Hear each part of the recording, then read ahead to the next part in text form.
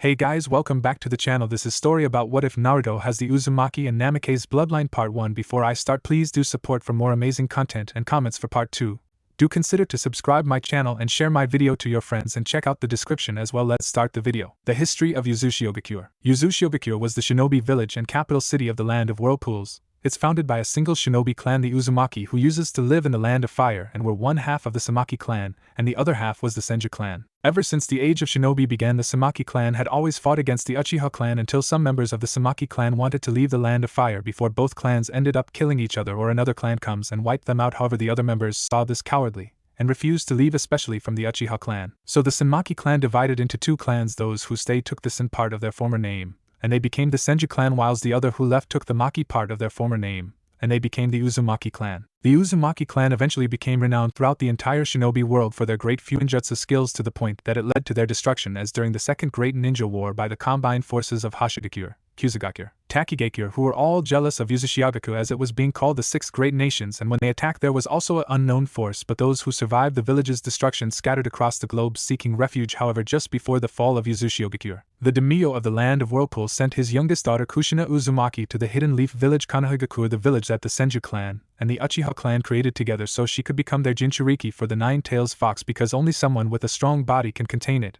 And every single member of the Uzumaki and Senju clans had one, as they were the descendants of Ashura Otsutsuki, the youngest son of the legendary Sage of Six Paths, who was the first god of shinobi, and the man who gave the power of chakra to mankind. The history of the Assassin's Clan. Within the village hidden in the leaves there was a small clan that was the same size as a citizen family, but they were a clan of assassins, and their name was the Namikaze clan. And this clan originally didn't have a homeland, as they were a wandering clan back during the clan wars, and unlike the larger clans, the Namikaze clan and a few other clans that were the same size didn't take part in the bloodshed, and instead just they focused on surviving. Though the clan wars and the Namikaze clan way was by taking on assassination jobs to gain money, but they made sure that nobody knew that they were assassins in case anyone that they had assassinated had friends, family or allies who may come after them for revenge. The Namikaze clan was known for their skills in both lightning and wind-style jutsus, as well as time-space ninjutsu. They were just as smart as the Nara clan, who are well known for their high level of intelligence, and when the Senju clan offered them a place in Konohamaru, the Namikaze happily accepted, as they wanted to finally settle down in a good place to call home. There isn't anything about the Namikaze being a clan or a citizen family, or that Minato was an orphan who took the name Namikaze, so this is what the Namikaze clan are in this story. And also the Namikaze clan symbol is the Assassin's Creed symbol. In the Land of Fire there is a village hidden in leaves called Konohamaru, where Naruto Uzumaki, the Jinchuriki to the Nine-Tailed Fox, the Kyuubi, live and is hated. On October 10th, the day that Naruto was born, the Kyuubi had escaped from its previous Jinchuriki, Naruto's mother Kushina Uzumaki, and was destroying the village before Minato Namikaze, the fourth Hokage, also known as the Yellow Flash of Konohamaru, sealed the Kyuubi with Naruto, his newborn son. However, what people didn't know was that over the 9 months that Kushina was pregnant with Naruto, the Kyuubi's chakra was merging with Naruto's chakra, and when he was made into the Kyuubi's new Jinchuriki, it caused something within Naruto to change and became stronger, granting him things that his parents didn't have. Bloodline releases also. Before Minato died, he also sealed the last of his and Kushina's chakra within Naruto in hopes to see him again when he's older, but because of the change with Naruto's chakra, Minato's and Kushina's instead just merged together with Naruto's chakra, giving him all of Minato's and Kushina's memories and knowledge, but all Naruto had to do was unlock them. 5 years after the Kyuubi attack, all since Naruto could remember from his earliest memories was that almost every single person in Konoha had treated him worse than dirt,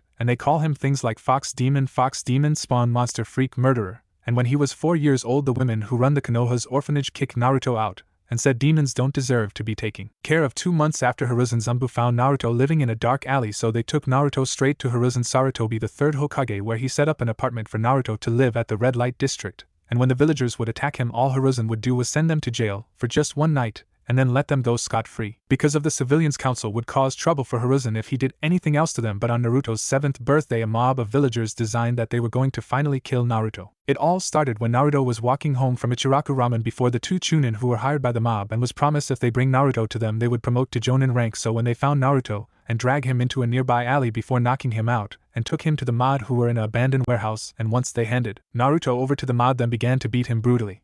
As the mob attacked Naruto, something within him broke and another thing awakened, and suddenly a bolt of lightning came down from the sky, hitting Naruto directly as well as the mob that were surrounded him, and as the dust cleared it revealed that Naruto was unharmed from the lightning. However, the people who were closest to Naruto wasn't so lucky, because they were dead and their bodies were completely burnt, and as for the people who were a bit further away, they had burn marks all over their bodies, and as for the rest of the mob, they just stood and stared in shock and were also scared that if they did anything something might happen. But then something else surprising happened. Naruto stood up, and as he did, the mob saw that all the bruise and cuts they gave gave him began to heal itself, and soon not even a scar was visible, and then they saw Naruto's eyes, and instead of his normal violet eyes, they were glowing almost white blue, and lightning was all around Naruto's body as well as coming out from his eyes. The mob then tried to run away like cowards, seeing that things have turned around for the worse for them, but the lightning around Naruto just shot out, hitting every single one of them and made them suffer before killing them. Then the lightning around Naruto disappear and his eyes turn back to normal just before Naruto pass out on the floor. Within Naruto's mind, suddenly Naruto's eyes snap open and he found himself in a dark sewer. At first he thought that the mob had thrown him down in the sewers to die, but just then he remembered what happened with the lightning and the mob. Then he fell to his knees crying and began to shout, "They were all right, I really am a monster." But just then Naruto felt something calling, so after a minute he decided to find out what it was, rather stay where he was.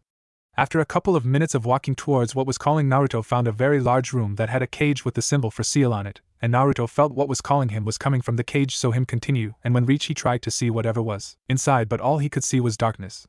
But just then giant claws came out from the cage and also hit Naruto, but him ducked just before they could touch him. Naruto then ran away from the cage and headed towards where he was before, but he looked back at the cage and saw two large dark red eyes staring at him, which froze Naruto in fear. "So this is my new warden, I have never had met any of them so young before," said the creature in the cage. "WWH, who are you?" Naruto asked in fear. "What are you saying? Speak clearly, boy," said the creature in the cage, shouted angrily. "Who are you?" Naruto asked again, but clearer. "I'm sure you have already heard about me, I'm the Might Nine-Tail Fox, the Kyuubi," said the Kyuubi. "Wait, the same Kyuubi that attacked the village 5 years ago," said Naruto. "The one and only," answered the Kyuubi. "But that's impossible, I heard that the 4th Hokage killed you," Naruto said in disbelief. "Ha, no human can truly kill up Ju, instead you a lot just seal us," said Kyuubi. "Wait, seal you?" Naruto asked. "Yes, your 4th Hokage knew that he couldn't destroy me entirely, so instead he sealed me away," said the Kyuubi. "So does that mean that the 4th Hokage sealed you within me?" Naruto asked in hopes that he was wrong. "Yes, 7 years your 4th Hokage sealed me within you to stop me from destroying your entire village," said the Kyuubi. "So when the villagers call me a demon, they were right," Naruto said, upset. "Ha, you wish you are not me, kid, all what you are is a vessel, nothing more," said the Kyuubi. "But I just killed those people," Naruto said. "No, they case your bloodlines to awaken when they were attacking you, so I call it self-defense," said the Kyuubi. "Bloodlines?" Naruto asked, confused. "You know those special ability that some ninjas possess which is only within some shinobi clans," said the Kyuubi. "Like that clan that all the members had white eyes, but I'm an orphan and clanless, so how do I have a bloodline?" said Naruto. "It doesn't matter that you're orphan brat, you still had parents, but neither of them had these bloodline expert. For your mother, she kind of had 2 of them, but they have evolved greatly within you because of my chakra entered your body back when your mother was still my Jinchuriki,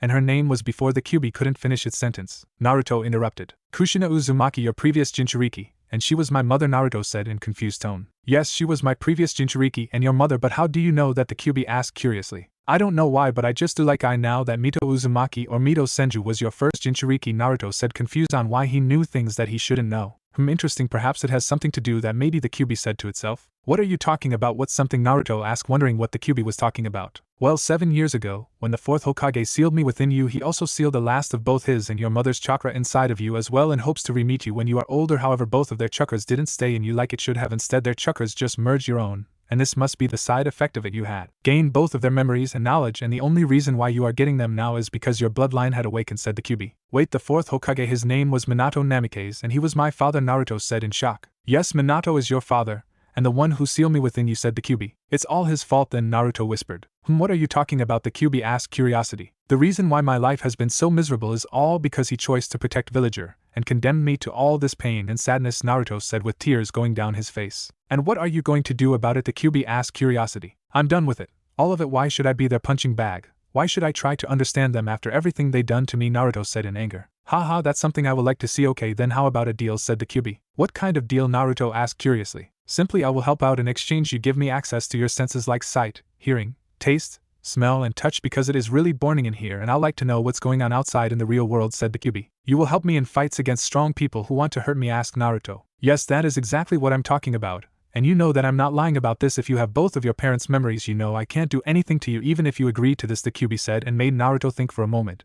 And with his newfound knowledge he knew the answer. "You're right, it won't affect the seal or me if I give you access to my senses. There is just one more thing I would like from you," said Naruto. "Oh, what's that?" the Kyuubi asked curiously. "As you probably know, I don't trust this place, so I want your help with my plan," said Naruto. "And what plan is that?" the Kyuubi asked even more curiously. "It's a safeguard so that if this place ever tries anything against me, I'll have a place to go to if I decide to go rogue on them," said Naruto. "If that's what you want, then sure, I agree," said the Kyuubi. "Then we have a deal," Kyuubi said. Naruto. "Kurama, my name's Kurama," said the now revealed Kurama. "Okay then, Kurama," said Naruto. "This may turn out to be interesting," Kurama thought. Konoha's hospital. As Naruto slowly opened his eyes and found himself in a familiar hospital room and was laying down on a familiar bed, Naruto realized that this was the hospital room where he would be taking to after the villagers' attacks, but just the door opened, and it revealed the third Hokage Hiruzen Sarutobi who walked in. Hiruzen Sarutobi was an old man with gray hair and brown eyes. His face is gaunter, and he has the wrinkles and liver spots. He wore a white haori with a red, full-length kimono that is tied using a white sash and the Hokage's hat. "Ar Naruto, my boy, you're finally awake. I was so worried for you," Hiruzen said in a kind tone. What happened?" Naruto asked whilst he rubbed both of his eyes. "My Umbu found you unconscious inside a warehouse," said Hiruzen. "Oh yes," said Naruto. "Naruto, there were dead bodies of villagers all around you and they were burnt to a crisp. Please tell me honestly what happened in that warehouse," Hiruzen asked serious. "I can tell him most of the truth except for the parts about my bloodline and meeting with the Kyuubi, since I don't know what he may do to me if he found out the whole truth," Naruto thought to himself. "All I remember was that I was walking home from Ichiraku Ramen before two men dragged me to a dark alley and knocking me out.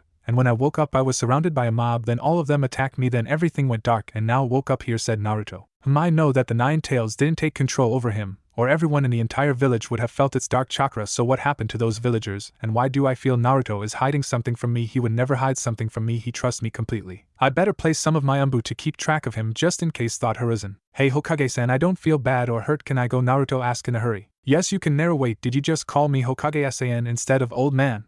Hiruzen asked in shock. "Yeah, you don't want to hear me call you old man, right?" Naruto said as he put up his clothes. "No, you're right, but still," Hiruzen said confused. "Okay, I got to go," said Naruto as he rushes out of the hospital room. "Now I know something wrong, I better order my Umbu to keep an eye on him right away," Hiruzen said to himself. With Naruto was running towards something every special place and away from the hospital because of two reasons. First was that now that Naruto has both of Minato's and Kushina's memories, he now where his real home was the Uzumaki clan compound where his mother grew up when she first came to the village from her home village Uzushiogakura village, created by Hashirame Senju the first Hokage himself and was built into the side of Hokage Rock. And the second reason why Naruto left in a hurry was that now he know the truth. He didn't know what to think about the Hokage. He keep the truth about where Naruto truly come from, why the villagers hated him so much, and where he true home was sure the Hokage protected him from villagers, but the Hokage never did anything to them and always told him to forgive them or try to understand them. As Naruto got closer to the compound he ran past a couple of sakura trees, and as he looked at them he started to remember something happened that he wasn't involved in, and it was about back when his mother just moved to Konohamaru. She was bullied by boys in her class because of her red hair, and one day one of the bullies grabbed it and started to pull it. But Kushina had enough and started to beat up all the bullies, and Naruto's father Minato was watching everything. However, later that day as Kushina made her way home though the sakura trees, the bully who pulled her hair stopped her alongside his older brother who was a genin, and the older brother beat Kushina up and told her that the village will never accept any outsiders. But just like before in the classroom, Kushina had enough and started to beat the older brother up as well as give him two black eyes, and then she beat the little brother again, and once she was finished she looked up and saw Minato standing on a tree branch watching the whole event. But because Naruto now had all of his memories, he knew that when Minato was walking home he saw the brothers and overheard them talking about what they going to Kushina, so Minato decided he wasn't going to allow that to happen. But once he got to the sakura trees he watched as Kushina beat the brothers up. When Naruto finally reached the Uzumaki clan compound he saw that it was the same size as the Uchiha clan and Hyuga clan compounds, with a large wall that surrounded the entire compound and haven't weakened over the years despite no one has lived there and taken care of it. And as Naruto walked to the only gate, which was large and had no handles but instead it had a seal which most cover it, but Naruto knew thanks to his parents' memories that the seal was designed to allow only clan members and other people who have been given permission from clan members, and all they had to do was put a drop of blood on the center of the seal to open the gates. And they only have to do that once because after they would be allowed entry all the time. So Naruto bit his thumb hard enough which caused it to bleed, then he placed the drop of blood on the center of the seal which caused it to glow, then the gates open. Naruto then looked drop at his thumb wondering where could he find something to cover it until it healed itself, but to his surprise when he saw that there wasn't anything wrong with it, like he didn't just bit his thumb and made it bleed, which made him wonder sure he healed fast before but never this fast. But now wasn't the time to think about it, instead it was time to see his home. As Naruto entered the compound he saw that its entrance stands an elaborate torii with a bridge over a small lake, and its style for it was traditional fashion like many other clan compounds in Konoha. Think traditional Japanese style. It had the Uzumaki clan symbol on the inside of the wall that surrounded the compound, and most of its many buildings were built into the mountainside, and all the tiles on the roof of each building were red. It's Menma's secret hideout, the training cave from Naruto Shippuden, the Road to Ninja movie. However, here it's the Uzumaki clan compound. I'm finally home, Naruto said to himself. Naruto at the age of 6. It has been 1 year since Naruto obtained his parents' memories, awaking his bloodlines and meet the Kyuubi. During that time he spent most of his time at the Uzumaki clan compound, living without any worry from the villagers and training in different things like ninjutsu, fuinjutsu, taijutsu and kenjutsu, but he had no talent in genjutsu whatsoever. However, he was immune to all forms of genjutsu.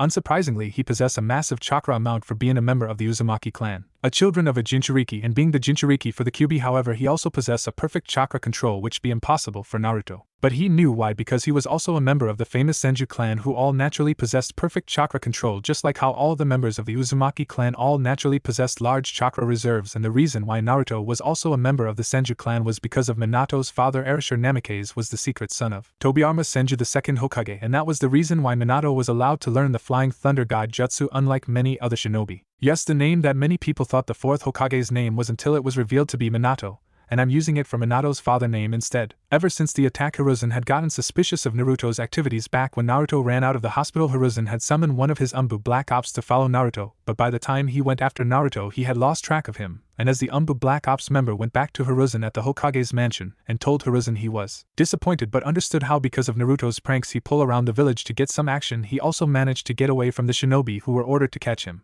Hiruzen then ordered his Umbu to keep an eye on Naruto, but after 2 weeks every single day when the Umbu Black Ops members went to Hiruzen and gave their report on Naruto's activities, Hiruzen found out from the each reports no matter who was ordered to keep watch of Naruto for the day, they all had barely seen Naruto at all, which only rose Hiruzen's suspicious even further and made him wonder where does Naruto go, and spends most of his time which none of his Umbu could find or even follow him. The only few times that the Umbu could keep eye on him was when Naruto was attending Konoha's academy in order to become a Genin. However, unknown to the Umbu or anyone else was that the Naruto they were seeing wasn't the real Naruto, instead it was an enhanced shadow clone, which are a more powerful version of the shadow clone jutsu that allows the clone to continue to exist even if the original was extremely far away from the shadow clone, and it can take a couple hits before disperse, unlike the normal shadow clone jutsu that disperse after one strong hit. However, it required more chakra to perform, and whilst clone attended the academy, the real Naruto was training in secret with Naruto. A 6-year-old Naruto was currently at the Uzumaki clan compound library, reaching any way that could help him get any stronger until he came across a rather easily method that Jiraiya of the Sannin, also known as the Toad Sage of Konoha, and Minato's sensei used back during his early years as a student of the third Hokage, which was just perform the summoning jutsu without having a contact with any summon clans, which will then transport you to a summon region that you have a strong spiritual affectation towards that summon type. So as Naruto performed the summon jutsu without having a summon contract, he got himself teleported to a very large mountain forest that had trees that were far bigger than other tree that Naruto had ever seen before. Where am I? Naruto asked himself as he looked around until he saw a red fox which was the size of one of the Inuzuka clan ninja hounds. Who are you, human? The fox asked curiosity. A taking fox, said Naruto, not too shocked about seeing and hearing a taking fox after all knowing Kurama. You don't seem too surprised about me taking, the fox asked curiously. Well, I kind of already know a taking fox, said Naruto. Really? Who? The fox asked curiously. I don't think you would know him, said Naruto. Try me, said the fox. His name is Kurama, said Naruto. Kurama? Yeah, I don't know him anyways. Who are you? said the fox. My name is Naruto Uzumaki. Who are you and where am I? said Naruto. Well, my name is Minus and you're at Kitsune Den Forest, but how did you get here? Naruto said Minus.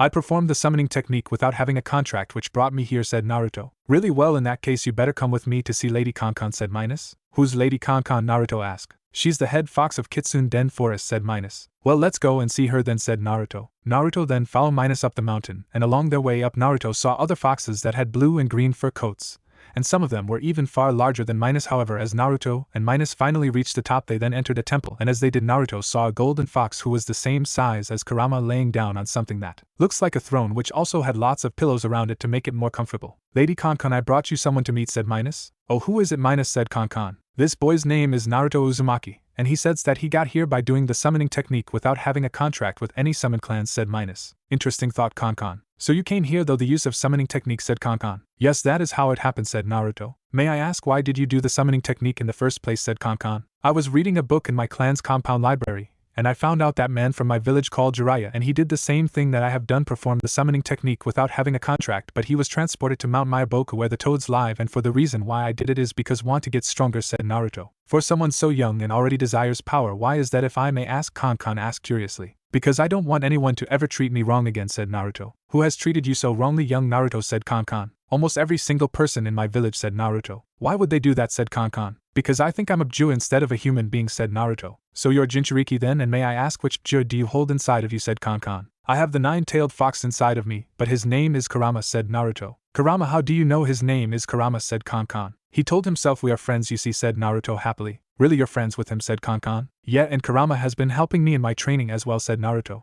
Naruto, I have a very important question to ask you, said Konkon. Sure, what is it, said Naruto. Seeing that you have an affectation towards foxes and that you have befriended a Bju, how would you like to become our very first summoner, said Konkon. Sure, I will, but why me, said Naruto. Well, many of foxes here want to see the human world, and because we never had a summoner, I think it is about time to do, said Konkon. Okay, then I will gladly become your summoner, said Naruto. Excellent, said Konkon. Then she used her tail to pick up a scroll that was behind her and place it down in front of Naruto. Now just bite one of your fingers and with the blood from it write down your name in the scroll, which will make the contract between you and us, Naruto, said Konkon. Naruto did exactly just that. He bite one of his fingers and drew blood from it, then he used it to write down his name in the scroll. And there, said Naruto as he finished. Excellent, now you are our summoner, Naruto Uzumaki, said Konkon. Great, I hope that we'll work well with each other, said Naruto. A couple days later. A couple days after Naruto signed the fox summoning contract and became its first ever summoner, he'd been planned to find a way to go to his ancestral homeland, the land of Whirlpool, to begin his plan to create a home away from Konoha, and with the chance that may Konoha betrays him, it may even become his true home. So he decided that his second home was going to be at his mother's former home, Uzumaki, and so Naruto had one of his fox summons go to another nearby village with one of his flying thunder kunais so he could travel there.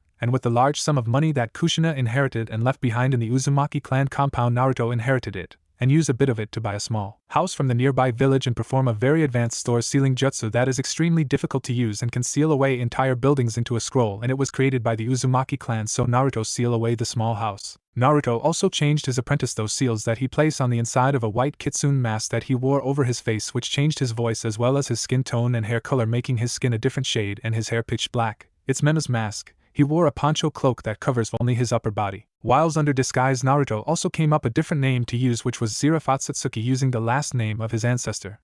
Yes, I'm using Ziraf's name from Fairy Tail. With his disguise ready, Naruto, with the help from his fox summons, Naruto managed to escape from Konoha and travel to the land of Whirlpool undetected, whilst leaving a couple enhanced shadow clone behind to take his place to keep up appearance. And when they finish whatever they needed to do, they can reseal themselves in a seal and be unsealed whenever they are needed again. As Naruto reached ruins of Uzumaki, he saw the destruction that Takigakure, Hashigakure, Kusugakure, and the unknown force has done to it, and all of it was out of jealousy of Uzumaki. And as Naruto walked around the ruins, he sensed that there was not a single person on the island, which was good, and soon enough he found a good place that wasn't easy to find and unsealed his small house, and then he took off the white kitsune mask. Okay, then all I have to do this place an enhanced flying thunder seal, and I'll be able to come and go as I like, said Naruto. It's an enhanced flying thunder seal which was created by Minato, and the reason why he created was so that if he was ever away from the village, and it got attacked, he could teleport back to the village straight away. Hey Naruto, there's something I want asked you, said one of Naruto's fox summons. Oh, what is it? Naruto asked curiously. Well, as you know, you're our first summoner, meaning that my clan hasn't really traveled, so I was wondering if it was okay could the Fox clan could and hang out here so that everyone in the Fox clan would be able to see the outside world, said the Fox summon. Sure, I don't have a problem with that, and besides it would be useful if you guys were here to keep watch over it for me whenever I'm not here, said Naruto. Really, if that case I'll go and tell Lady Konkon, the Fox summon said excitedly. Sure thing, see you later, Naruto said to his summon as it returned to its homeland to inform its leader. Another couple months later, after placing the flying thunder seal in his other house, Naruto was able to teleport back and forth between Konohamaru and Uzumaki whenever he wanted to, and with Fox summons keep watch over Uzumaki for him, he didn't have to worry about anyone finding his other house. Currently within Konohamaru, it was having a peace meeting with the village hidden in the clouds Kumogaku, with a possible alliance being formed between the two great villages for the first time. However, on the night that the envoy from Kumo arrived at Kono, it held a festival, and the atmosphere was quite exciting. In a world where there was constant danger, it was nice to know that they had at least one less enemy to worry about and instead gained a friend in the process. While the villagers and the shinobi of Konoha were celebrating this major victory, the ninja delegation of Kumo were sticking to the shadows doing reconnaissance, which they were ordered by the 4th Reikage Yatsuki to scout out the security of the village and to if possible take any scrolls or techniques that they could get their hands on. Also, if they could manage it, they were to try and take an Uchiha or Hyuga child. The head Kumo Jonin were feeling quiet, bold and confident in himself. He decided that he was going to take a Hyuga and in turn the Byakugan, something that Kumo had been after for a very long time. Yes, I know the 4th Reikage last name isn't Yatsuki, but here it is, and it's a clan. The head ninja of Kumo managed to sneak into the Hyuga clan compound and abducted Hinata Hyuga while she slept, and as he managed to get out of the compound undetected, the head ninja of Kumo thought that he was successful in his mission to obtain the Byakugan bloodline from Kumo. Unfortunately, he did not account for a certain someone to be followed right behind him. Because years ago, when Kumo tried to kidnap Naruto's mother for her chakra mold ability but she was saved by Minato, Naruto thought that Kumo might be trying something, as out of all 5 great shinobi villages Kumogaku didn't possess as many bloodlines as the others, so Naruto decided to keep watch over the head ninja of Kumogaku himself, whilst having his shadow clones keep watch over the other Kumo ninjas. Stop right there and hand over the girl. Surprised the Kumo ninja, immediately he dropped Hinata and took his battle stances, suspecting that he was surrounded by a couple of teams of Konoha. Instead, he was met with the sight of a blonde-haired child. Haha, you had me worry there, kid, the Kumo ninja laughed madly, but when he eventually stopped, the Kumogaku ninja thought, however, how the hell did he find me so fast? I won't repeat myself again, hang over the girl right now, Naruto said in a serious tone. Oh, what, just face it, kid, you got no change against me and there's no way I'm handing the girl over to you. However, sadly for you, I can't allow you to go back to your village and tell where exactly I am, so say goodnight, your brat, the Kumogakure ninja said as he pulled out a kunai and charged straight at Naruto, ready to kill him. However, just as he changed straight at Naruto, he wasn't prepared for Naruto's chains that came out of his back and wrapped themselves around the Kumo ninja and started to crush him. What is this?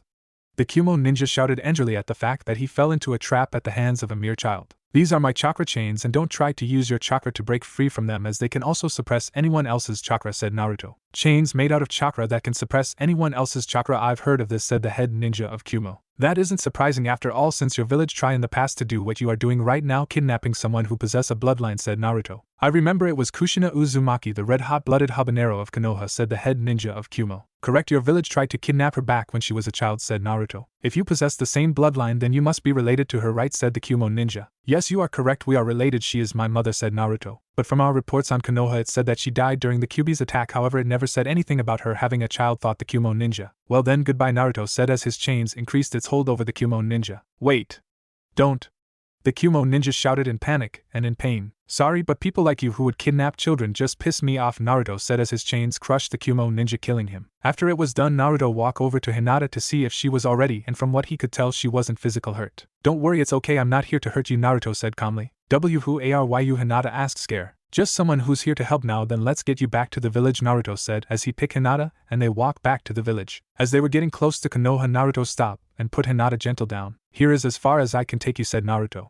How see can I ever replay why you, said Hinata. Just don't tell anyone that it was me who saved you, okay, said Naruto. May I ask why, Hinata asked, curiosity. I would like to keep my ability a secret for a while longer, said Naruto. Naruto then reached into his pocket and pulled a small flare which he handed over to Hinata. Count to 5 and use this, it will get people's attention, and they will come here and will bring you back to the village, said Naruto. Naruto then turned around and jumped into the trees, however he didn't leave just yet as he wanted to make sure that Hinata will be alright, so he waited and watched behind a tree, and when Hinata used the flare he sensed a group of shinobi along with the Hokage were heading towards her quickly, and so Naruto used the flying thunder jutsu to teleport back to the Uzumaki clan compound. However, Naruto didn't plan for his attention to leave a mark on Hinata. After Naruto had saved Hinata from the Kumo ninja, and thankfully for Naruto, Hinata had kept to her word and hasn't told anyone that it was him who saved her, just some mysterious stranger, which made Konoha wonder who was it, and why haven't they come forward, as the Hyuga clan would be grateful to them for preventing their precious bloodline from being stolen from their clan. And of course Kumogakure was angrily that one of their shinobi was killed, and they denied all accusations of the kidnapping as well as demanded compensation for their shinobi's death, but Konoha told them that the person who killed their shinobi was not even be a leaf shinobi, and because they haven't come forward for the reward that the Hyuga clan was offering, they didn't know who it was, and so Kumo had no choice but to accept they weren't going to get anything for their shinobi's death. However, the peace treaty was cancelled, but thankfully there was no declaration of war was made between the two villages. That's right, Niji's father Hisashi Hyuga didn't die because of the Hyuga incident, but Niji will still hate the main Hyuga family for the way they treat him, his father, and the other members of the branch Hyuga clan. Naruto at the age of 7. Naruto was training in taijutsu, but at a level that no 7-year-old should be training at. Whilst he had his shadow clones research about taijutsu training methods and techniques for him, and during their research they discover about a legendary taijutsu master who fought in the Third Great Ninja War with his student, and that master's name was Chen. So Naruto visited the master's graveyard to pay his respect, and when he heard his stomach rumbling, so he took out a black box from the backpack he had on and opened it, showing a set of 6 onigiri. Inside 2 had pork meat with garlic and honey, the other 2 had negishiodere, and the last 2 had shio kombu cheese that he made for lunch. And as he was about to eat one, he heard someone behind. It's Megumi Tadakoro from Shokujuki no Soma, 3 kinds of onigiri dishes. Hey kid, do you have another one of those, said a voice. As Naruto turned, saw a short man sitting on the tombstone of the legendary taijutsu master. He wore a yellow jumpsuit with black stripes and open-toed sandal. He had gray dreadlocks held up with a green sweatband, and red square-framed sunglasses. He was missing an upper right tooth and sported a Manchu mustache and trimmed chin beard. How did he get there without me noticing, thought Naruto. You shouldn't be sitting on someone's tombstone, it's disrespectful, said Naruto. Oh, I'm sure he doesn't mind, so do you have another one of those, said the old man. Should here you go, Naruto said, being his black box in front of the old man, who then took one of Naruto's onigiri, and as the old man took a bite out of Naruto's onigiri, his eyes widened in surprise as he found it to be excitedly delicious. Damn, that's good, the old man thought. Hey, shouldn't you be in school or at the Shinobi Academy right now, said the old man. Oh, I'm sure they don't mind me skipping a lesson or two, Naruto said in a calm tone. Ha ha ha, you sure must be confident if you think you can skip lessons so calmly, said the old man. Sure, you could say that, but that doesn't mean I don't stop training though, said Naruto. That's good, you don't want to be your own downfall, said the old man. Wise words, said Naruto. Why thank you, so why exactly are you here, kid, the old man said. Simply I'm paying my respects to the legendary taijutsu Master Chen, said Naruto. Not many kids know about him, said the old man. Well, whilst training my body I also did some research and found out about him, said Naruto. Well, thinking that if he was alive right now you would ask him to train you, said the old man. No, Naruto simply said. What, why not, the old man asked curiously. From what I found out he had a unique student who couldn't perform either ninjutsu or genjutsu, but that didn't stop him from becoming a shinobi who only performed taijutsu. However, the student died on the battlefield, and so if Master Chen was still alive I think won't take on another student, said Naruto. Oh, I see, the old man said, sounding a bit upset. And besides, if he was alive I would only ask for his advice, said Naruto. His advice, said the old man? See, I'm trying to combine two different taijutsu fighting styles together, and I would have asked Master Chen how exactly would I be able to do it, said Naruto. I see, yeah, he would a great help with that, said the old man. So Master Chen, how exactly are you still alive? Naruto asked, curiously surprised the old man who was actually the legendary taijutsu Master Chen. Wait, how did you know it was me? The now revealed Master Chen asked. Simply there was pictures of you in the books, and you have barely changed your appearance at all over the years, said Naruto. Haha, you're really smart for someone so young, kid, said Master Chen. Why, thank you, said Naruto. Well, I didn't die, I faked my death and gave up being a shinobi, said Chen. Because of your student who died, said Naruto. That's right, it was my fault for his death, and because of it I decided that one who cannot use ninjutsu cannot truly be a shinobi, and they shouldn't even attempt such a lifestyle, said Master Chen. He's riddled with great sorrow and regret from his inability to save his student, thought Naruto. Naruto then went on his hands and knees and bowed at the legendary taijutsu master. Master Chen, I ask you for your advice, said Naruto. My advice, that's all, said Master Chen. That's all I want, said Naruto. HM, how about this? Whenever you need it I'll give it, but exchange you'll bring me more of those delicious rice balls, said Master Chen. Deal, said Naruto. 1 year. 8-year-old Naruto. It had been 1 year since Naruto started getting help with his taijutsu from Master Chen, and recently he has noticed that the ANBU Black Ops have been spending a lot of time observing the Uchiha clan, and on a certain day and time almost the entire Uchiha clan compound was deserted. So one day Naruto desired to see where exactly does the Uchiha clan go, and so Naruto followed them to the Naka shrine. However, on one night Naruto was walking home from having dinner at Ichiraku, and so he decided to walk home instead, using the flying thunder jutsu to teleport back to the Uzumaki clan compound, knowing that if anyone tries anything against him he can use the flying thunder jutsu to teleport away. But as he walked past the Uchiha clan compound he noticed it far too dark and quiet, so he used his sensing ability, and to his surprise he found only 2 people. So as Naruto entered the Uchiha clan compound and walked towards the 2 people he can sense whilst also trying to find anyone else, but as walk around a corner he saw why there were dead bodies laying on the ground everywhere, and then he heard a loud scream nearby, so Naruto ran towards it, which was where the only 2 chakra signature while also at end. He arrived, he saw the Uchiha clan heir Itachi Uchiha standing over his younger brother Sasuke Uchiha, who was on the floor but from Naruto can tell still alive. Naruto, what are you doing here? Itachi asked, surprised. I was nearby when I hear screaming, so I came here to see what was happening, and to my surprise I find you covered in blood and putting your own younger brother under a genjutsu, said Naruto. I don't have time to deal with him, the Hokage, and the ANBU Black Ops will be soon. I'd better just put him under a genjutsu just like Sasuke, thought Itachi. As Itachi activated his Sharingan he tried to put Naruto under a genjutsu, however to his surprise Naruto wasn't affected by it. Why isn't it working? Itachi thought. Genjutsu won't work on me, Naruto said, shocking Itachi. Why not? Itachi asked curiously. I'll tell you later, but can you answer me one question, said Naruto. What is it? Itachi asked. Where is everyone else, as there is only the 3 of us here in the entire Uchiha clan compound? That's simply, Naruto, I have killed everyone else, Itachi said, surprised Naruto. And why would you do that? Naruto asked curiously. Because I want to test the limits of my abilities, said Itachi. Bullshit, you ain't the kind of guy who would do something like that. No, there's another reason, said Naruto. He's very smart for his age, thought Itachi. If I can't use genjutsu to knock you out, then I'll use force, Itachi said before disappearing and then reappearing behind Naruto and placing him in a chokehold. However, as he did, Naruto used the flying thunder jutsu to teleport both of them to one of Naruto's teleport points that was outside the village. What the? Itachi said, surprised, and though his surprise he let go of Naruto. Then now we can talk without any worry from the ANBU Black Ops or the Hokage arriving, said Naruto. What did you do? Itachi asked curiously. We all have secrets, Itachi said. Naruto. You're right, Naruto, I kill my clan for another reason, however I won't tell you, as you just we all have secrets, said Itachi. Fair enough, said Naruto. Before I go, Naruto, there is one more I would like to ask you, said Itachi. What is it? said Naruto. What would you do if you were given a great power? Itachi asked curiously. I'll use it only to protect myself and those who are close to me, said Naruto. Good answer, Naruto. Uzumaki, you seem like a responsible person, so I'll leave something in your hands to keep safe, said Itachi. Like what? Naruto asked curiously. This, Itachi asked, handed over a small jar filled with a green liquid, an eye in it, but not just any eye, a Sharingan eye. A Sharingan eye, said Naruto. That I belong to a close friend of mine and I entrust it to you, so use it well, Itachi said before turning around. A word of advice, Naruto, don't trust Danzo Shimura, Itachi said before leaving Naruto. I know that the Uchiha massacre happened when Sasuke was 7, but again in this story it happened when he was 8. A couple weeks later. A couple weeks after the Uchiha massacre at the hands of Itachi Uchiha, with the only survivor was his younger brother Sasuke Uchiha.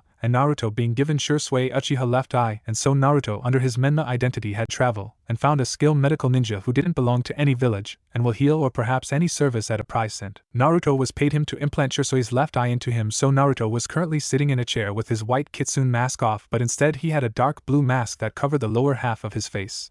It's Kakashi's mask. There it's done. It may feel strange at first, but you'll get used to it, said the doctor. Thank you, said Naruto. Here you can see for yourself, the doctor said as he hung out a hand mirror over to Naruto. As Naruto looked at the mirror and looked at his reflection with him now having two different eye colors, one was a dark purple with slanted, slit pupil whilst the other was red with one black dot, and 3 tomo. With this eye I'll finally be able to use genjutsu, thought Naruto. What do you want me to do with your original eye? The doctor asked curiously. Can you store in a jar like this one wasn't, said Naruto. Sure thing, said the doctor. Should anyone rips out this eye from me, I'll at least have my original eye just in case, thought Naruto. As Naruto continued to look at his new eye, he could feel that there was more, like he could push his eye beyond what it currently was, so he changed more chakra into it, and his Sharingan eye formed a 4-point pinwheel. What, the Naruto thought, surprise. The Manjikyu Sharingan, said Kurama. What is it? Naruto asked curiously. It's an advanced form of the Sharingan that has only been activated by a handful of Uchiha, said Kurama. 5 years later. It has been 5 years since the Uchiha massacre at the hands of Itachi Uchiha, with the only survivor was his own younger brother Sasuke Uchiha, and Naruto receiving Shursui Uchiha left eye from Itachi before he left, and Naruto then getting it implanted into him. So over the Naruto has also been training on how to use it, and to keep it hidden. Naruto placed 2 seals over his left. One was similar to his disguise seal that made it look like his original eye, and the other seal to be able to deactivate it, as all Sharingan eye implants are unable to deactivate. So with this seal it forces a deactivation, and reactivate it. All Naruto has to do was send a bit of chakra to the seal which will deactivate it, and the eye will activate the Sharingan. The seal was created by Minato for Kakashi, but he died before he could give it to him. Naruto at the age 12 was currently outside the village by a beautiful lake that he found some time ago during his training, and he was sitting on a rock doing one of his most favorite hobbies, fishing, as he enjoyed the peace and quiet from it.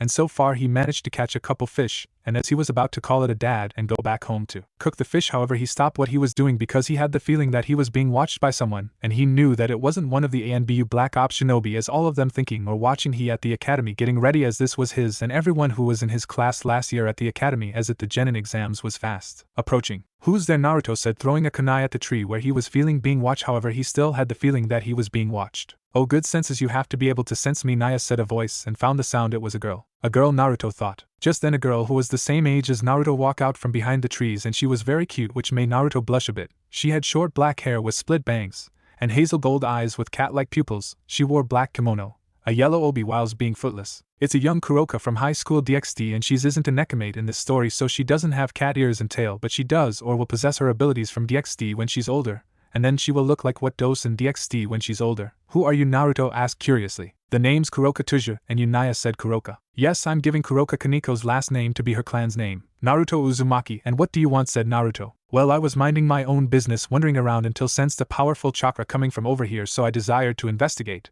And what do I find is Unaya, Kuroka said, pointing at Naruto. She must possess a strong sensory ability if she's able to find me, whilst even the ANBU Black Ops can't, thought Naruto. Kid, be careful around her, I can tell that she's dangerous, one the QB said in Naruto's head. Yeah, I can feel it too, there's something about her, Naruto thought. Kuroka then disappeared and reappeared right in front of Naruto, surprising him, and she was looking at him with a curious look in her cat-like eyes. So how exactly do you possess this level of powerful chakra like that, Naya? Kuroka asked curiously. I was born with it, Naruto answered, telling the half-truth. Oh really? Well, from what I can sense coming from you, there's something within you both powerful and dangerous, but that's not to say that the rest of you isn't, Naya said Kuroka. She can even sense you as well, Naruto thought, whilst also being impressive by how strong Kuroka's sensing ability was. Yeah, I was right, she's a dangerous one, said the QB within Naruto's head. So what exactly is it within you, Naya? Kuroka asked curiously. Trust me, you don't want to know, Naruto said, jumping back a bit from the newcomer. Oh really? That just makes me even more curious, Naya, Kuroka said, taking a couple steps. Naruto. Well, you know, curiosity killed the cat, said Naruto. Funny considering that my clan has a strong connection with cats, Naya said Kuroka, revealing a little about herself. Like the Inuzuka clan with their Nikan, Naruto thought, thinking about the annoying guy who had a puppy with him in Naruto's class back at the academy. The way you're acting is making me even more curious about what exactly is within you, so if you ain't going to tell willingly, I will find out another way, Kuroka said in serious tone. Trust me, you don't want pick a fight with me, Naruto said, also in a serious tone. Oh, who said anything about fighting, Naya? Kuroka said, confusing Naruto. Then what do you mean? Naruto asked curiously. This, Kuroka whispered before she disappeared and then reappeared right in front of Naruto and grabbed his shirt,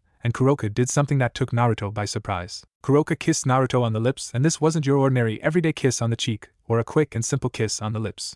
This was an open your mouth so our tongues can play kind of a kiss. Naruto of course had been so shocked by what had happened that he didn't know what to do, and by the time he realized what was going on, His brain went on shutdown mode because of Kuroka's kiss. Eventually Kuroka released Naruto from her lip lock, although still held on to his. So that's what inside of you, Naya, said Kuroka. You found out just by a kiss, said Naruto. I was able to sense its power more clearly that way, Naya, said Kuroka. I see, I'm guessing by connecting your chakra with my lip touch, said Naruto. Yeah, exactly, however that's not all I discover, Naya, said Kuroka. Oh, what else, Naruto asked, but he already knew the answer. You possess some many bloodlines. I never heard of anyone having that many, Naya. Well, I'm unique, said Naruto. Why, you are Naruto Uzumaki, Naya, Kuroka said, letting go of Naruto, and started to walk away from him. So unique that I may actually visit Konoha to see you again, Naya, said Kuroka. And why exactly would you want to visit me, said Naruto. I'm a member of a clan, and like many other clans we seek to gain more power though obtaining jutsus or bloodlines, and you're a gold mine of bloodlines, so I most likely visit Konoha to see you again to obtain them, Naya, said Kuroka. Wait, when you say obtain you mean? Naruto didn't finish his sentence, as he blushed greatly. Yeah, that's right, me bearing your children so that my clan will possess all of your bloodlines and my own family would be greatly respected within the clan for obtain that many bloodlines, Naya, said Kuroka. Well, see you soon, Naruto-kun, Naya, Kuroka said before she vanished. Well, that just happened, Naruto said to himself. Naruto's hair was in a shaggy style similar to Minato's hair, but his bright blonde hair that he got from Minato had turned into a more lighter blonde. His dark purple eyes had become slanted with slit pupilled, which caused many villagers and shinobis to wonder had the Kyuubi taken over him, but the reason for it was because of the deal that Naruto made with the Kyuubi caused them to become like that.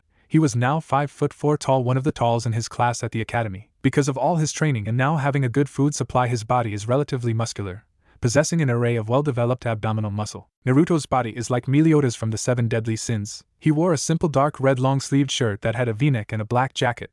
To honor his clan, he had a dog tag around his neck and that the symbol for the Uzumaki clan on it. He wore cream-colored pants, black boots, black fingerless gloves. He wears a pair of brown leather belts with a black-bladed katana in a white sheath and a brown shuriken holster, and he also has a couple of seals on his body besides the one that keeps the Kyuubi within him, which he kept hidden to avoid anyone getting suspicious. One was designed to stop the Hyuga clan bloodline, the Byakugan, being able to see their chakra network so they can't close them. It was similar to the seal that stopped anyone with the Byakugan to see inside the Uzumaki clan compound, and other was Desi-D to stop the Uchiha clan's bloodline, the Sharingan, being able to copying any of their jutsus or techniques. Naruto found the blueprints for both seals in his parents' office. However, they incomplete, but having both of his parents' knowledge, Naruto was able to complete both seals by himself and apply them onto himself as well. When Naruto reached more about his bloodlines, he also found out that his chakra natures that were lightning, water and wind, so he trained and mastered quite a bit of ninjutsu for each of his three elements, and the bloodlines that he possessed were the weather manipulation bloodline as well as the storm release a bloodline from Kumogakura village hidden in the clouds, ice release a bloodline from Kirigakura village hidden in the water,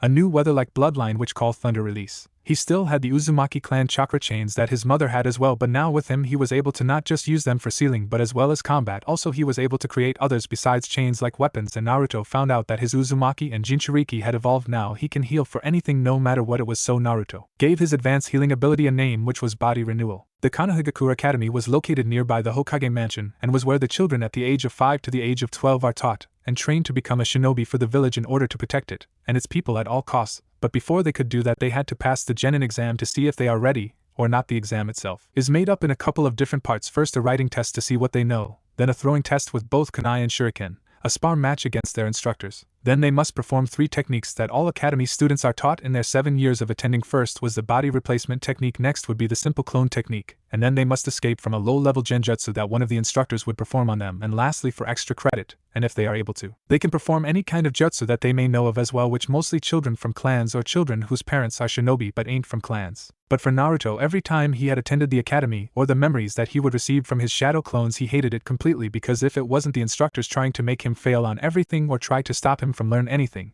which Naruto already knew about, it was his classmates, or any other students of the academy, because they all knew that they could bully him without getting in any kind of trouble with the instructors, and most of their parents even encouraged them to do it. But then every single one of them all stopped entirely because of a certain incident that happened between Naruto, a enhanced shadow clone jutsu, and 4 other students in his class 2 years ago.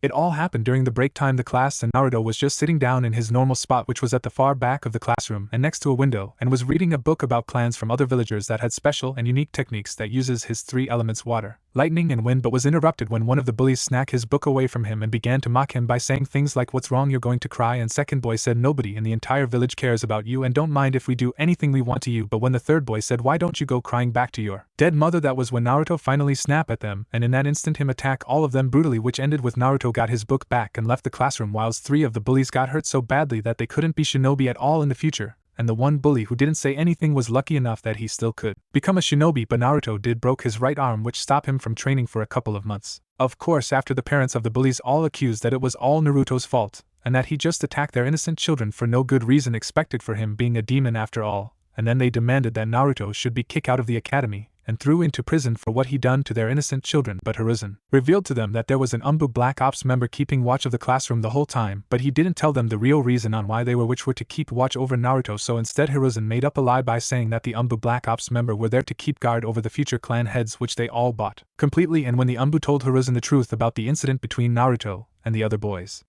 Hiruzen, however, did punish Naruto for what he did to the other boys, because Hiruzen knew that Naruto chose to ruin 3 of the 4 boys' shinobi career forever instead of knocking them out like he did to the other boys. So Hiruzen had expelled Naruto from the academy for only 4 months. However, that just pleased Naruto, as it meant that he didn't need to create a shadow clone to go to the academy for him and receive the clone's memories of the annoying people at the academy. So as real Naruto entered his normal classwork and went to his usual spot, as well as ignore the stares that he got from the other students, he just sat down and closed his eyes and had a nap until the instructors arrive, and so he can finally being the Genin exam and be done with the academy once for good. Sasuke's POV. Wearing the same outfit from the canon, Sasuke Uchiha was loved by almost everybody in the entire village, and he felt that he deserves all of it because he was from the knightly and powerful Uchiha clan. However, one of the reasons why pretty much every civilians in Konoha worship him so much was because he was the last of the Uchiha clan in Konoha, all because 4 years ago, when Sasuke was 8 years old, his older brother Itachi Uchiha murdered every single other Uchiha member including their own parents, and on that very night Sasuke vowed that he would get stronger so he could get revenge on Itachi for what he had done to their clan, and then he would rebuild the Uchiha clan stronger than ever before. However, there was one person who didn't give him everything of what he deserves, and that was Naruto Uzumaki. At first, back when they all originally joined the academy 7 years ago, I didn't care about who Naruto even was or even how strong he was, because back then Sasuke still had his loving parents and a caring older brother. But over time, Sasuke did notice 2 things about Naruto, and that was his personality, his uncaring towards anyone or anything at all, just like his older brother does, and that when Naruto is asked to do something he will barely even try, and he would always succeed completely without any failures at all. And after the massacre, the similarities between Naruto and Itachi only angered Sasuke greatly. So then Sasuke thought that he would demand that Naruto will give him all of his secrets, so that he could become stronger. But something happened that never happened before, and that was Naruto refused him. So Sasuke thought that he would force Naruto in giving him all of his secret, because who can stand up to a Uchiha elite after all? But he lose instantly, and every single other time since then when he thought it was a good idea to attack Naruto. But his anger and jealousy towards Naruto only grew, because 2 years ago, when a group of bullies desired that they were going to start on Naruto, but instead they all got beating up badly, and as Sasuke watched it happen, he only thought of one thing, and that was to find out the secret of Naruto's power. Sakura's POV. Wearing the same outfit from the canon, Sakura Haruna was an average normal girl who was from a civilian family who had never had anyone from their family who became a shinobi, so if Sakura managed to pass the Genin exam, she would be the first. The 2 main reasons why she joined the academy in the first place was because of her best and closest friend, and the person who saved her from a group of people who were bullying her only because of her large forehead was Ino Yamanaka. However, over the years they had a massive falling which ended their friendship, and then they became rivals for the attention from certain one boy that they both like, who was Sasuke Uchiha. The second release on why Sakura joined the academy, it was so that she could be close to Sasuke and hopefully become in the future his wife. When she first started the academy, both of her parents told her to stay away from another certain boy called Naruto Uzumaki. Sakura didn't know why her parents wanted her to stay away from him, but she assumed that they must have a good reason on why, so she did. But after seeing almost all the other children were doing to Naruto, it got her into being mean to Naruto as well, because if he's a bad person from what her had heard, he deserves it, right? But she and every single students who pick on Naruto all stop entirely after seeing what he did to the group of boys, and it scared them all greatly, because that could be them, and it was also how Naruto managed to beat all of them so easily, and as well destroy 3 of them chance of becoming a shinobi for the village, and it showed that if they are not careful he could and is willing to do the same thing to them as well, so they all left him be. Since then, Shikamaru's POV. Wearing the same outfit from the canon, Shikamaru of the Nara clan, just like any other member of his clan, he had a high intelligence and a lazy attitude towards anything, which most people oversee his high intelligence because of it. His best friend was Choji Akimichi. They met when they were young children because of their fathers, who were good friends as well and were also teammates. Shikamaru and Choji would hang out every day, and when bullies would start on Choji because of his weight, Shikamaru would stand up for him because he is his best friend. Shikamaru knew that he had a good judge of character, so when joined the academy and was attending the class with Choji for the first time, that was when he saw at the far back Naruto Uzumaki, the person that he heard was very bad and that he should stay away from. But over the years, Shikamaru saw that Naruto hadn't done anything wrong at all, and yet the teachers treated him terribly and even encouraged other students to do as well. However, there was one thing that Shikamaru was extremely jealous about Naruto, and that was when the teachers are teaching them something, they would just ignore Naruto completely, and Naruto would just sleep though the lesson However, 2 years ago, as Shikamaru saw how Naruto was able to beat up for the 4 bullies so easily and as well as destroying 3 of their chance of becoming a shinobi in the future despite how the teacher had never taught him anything, and that was when Shikamaru realized why Naruto didn't try to learn anything in their lessons, instead just slept through all of them, or why he always looks bored like nothing interested him. It was because he didn't need to be in the academy, he was already to become a genin, and it was just wasting his time attending the academy. And so Shikamaru desired that he tried to avoid any care of conflict between him and Naruto in the future. Choji's POV. Wearing the same outfit from the canon, Choji of the Akimichi clan has a very kind heart, and because of it he never wants to harm anyone if given the chance or bully anyone ever, but he was bullied by a group of bullies because of his large bones. However, his best friend Shikamaru Nara stood up for him and stopped the bullies for picking on Choji for good. Choji's father Chozo Akimichi, who is the 15th head of the Akimichi clan, wanted to make Choji less kind-hearted, but only for Choji's safety because it can get him killed by his enemies on the battlefield. When Choji and Shikamaru first started the academy 7 years ago, Choji saw how Naruto was bullied so badly and he wanted to help him because he knew what Naruto was going through, but Choji was too scared to do anything because he didn't want the bullies to turn on him again for helping Naruto, so he left them alone but regretted it every time he saw it happen. However, 2 years ago something changes when the group of bullies started on Naruto again. Choji had enough and desired that today was the day that he was going to stand up to the group of bullies for Naruto, just like Shikamaru did for him all those years ago. But as Choji turned around to help Naruto, he saw it how Naruto brutally beat all the bullies with little effort, like they were nothing to him, and Choji realized that Naruto chose to put up with the all harassment from the bullies all these years, and that was when Choji decided that he will try to become Naruto's friend to make up all the years that he chose to do nothing. Ino's POV. Wearing the same outfit from the canon, Ino of the Yamanaka clan was well known in her class for being a huge gossip, but it wasn't her fault because it runs in her family, because her father Inochi Yamanaka, who is an elite member of Konohamaru Intelligence Division, for his mastery over their clan's special technique, which allowed them to enter someone else's mind and obtain intel from them, so wanting to know everything about people was in her blood. When Ino first started the academy, she heard about a certain boy called Naruto Uzumaki and that he was a very bad person that she should avoid completely, so she did, but he was in her class, so she just ignored him and focused on what was important to her, and that was her crush Sasuke Uchiha. Because of her crush for Sasuke, she lose her longtime best friend Sakura Haruno because she had a crush on him as well, and so they became rivals for Sasuke affection. 2 years ago, when Naruto brutally beat up a group of bullies easily, Ino realized something. All the gossip that she had gathered over the years said nothing about Naruto being that strong, and all what she really knew about him was that he was an orphan. He was bullied by almost everyone in the academy. Sure, he always succeeded in any task that was given to him, but being able to defeat 4 people alone, that was something else, and also he never looked interested in anything, but yet somehow she never heard about him being that strong, and then she desired to find out more about the mystery of Naruto Uzumaki. Shino's POV. Wearing the same outfit from the canon, Shino of the Aburame clan is a very quiet boy and also at times off-putting to some people, and just like every member of the Aburame clan, he was infused with a special breed of insects called Kikeichu that use his body as a net and feed on his chakra, living in a form of symbiosis. In return they attack and do other tasks as he commands, forming his main fighting style. As Shino started the academy 7 years ago, he felt something wrong with Kikeichu, like they were scared of something, and as he looked around to find what was causing it, and then he found out it was coming from another student whose name was Naruto Uzumaki. And so Shino desired that he would keep watch to see why his Kikeichu were acting up. Over the years, Shino had seen how badly Naruto treated from other students, and even the teachers as well, but Naruto would just ignore them as always. But 2 years ago something unexpected happened when a group of bullies started on Naruto, but unlike all the other times, Naruto fought them and ruined 3 of their chance to become a shinobi in the future, and after that just got Shino even more curious about Naruto Uzumaki and what was special. Kiba's POV. Wearing the same outfit from the canon, Kiba of the Inuzuka clan, a clan that is well known for their use of Niken as fighting companions, and they are also well known for their wild and alone personality, also for their alpha complex, meaning they believe who is the strongest should get whatever they want because they are the alpha. Kiba adopted the alpha ideal completely, and so he trailed hard alongside with his Niken called Akamaru. So when he started the academy, he wanted to show everyone that is alpha male and they should all respect him, but instead most of them pay more attention to Sasuke Uchiha, so Kiba desired that he would prove that he was the true alpha male in the class, not Sasuke. However, Kiba knew that Sasuke is petty strong and there might be a chance that he could lose to him, and he might get in trouble for starting a fight. So Kiba picked someone else, and that was none other than Naruto Uzumaki, the boy that Kiba knew that he wouldn't get in trouble for fighting, and so Kiba and his friends began starting on Naruto. However, 2 years ago, when he and his friends went to Naruto to start their daily mocking, but something within Kiba started to feel sorry for Naruto because of how much bullying he takes on a daily basis,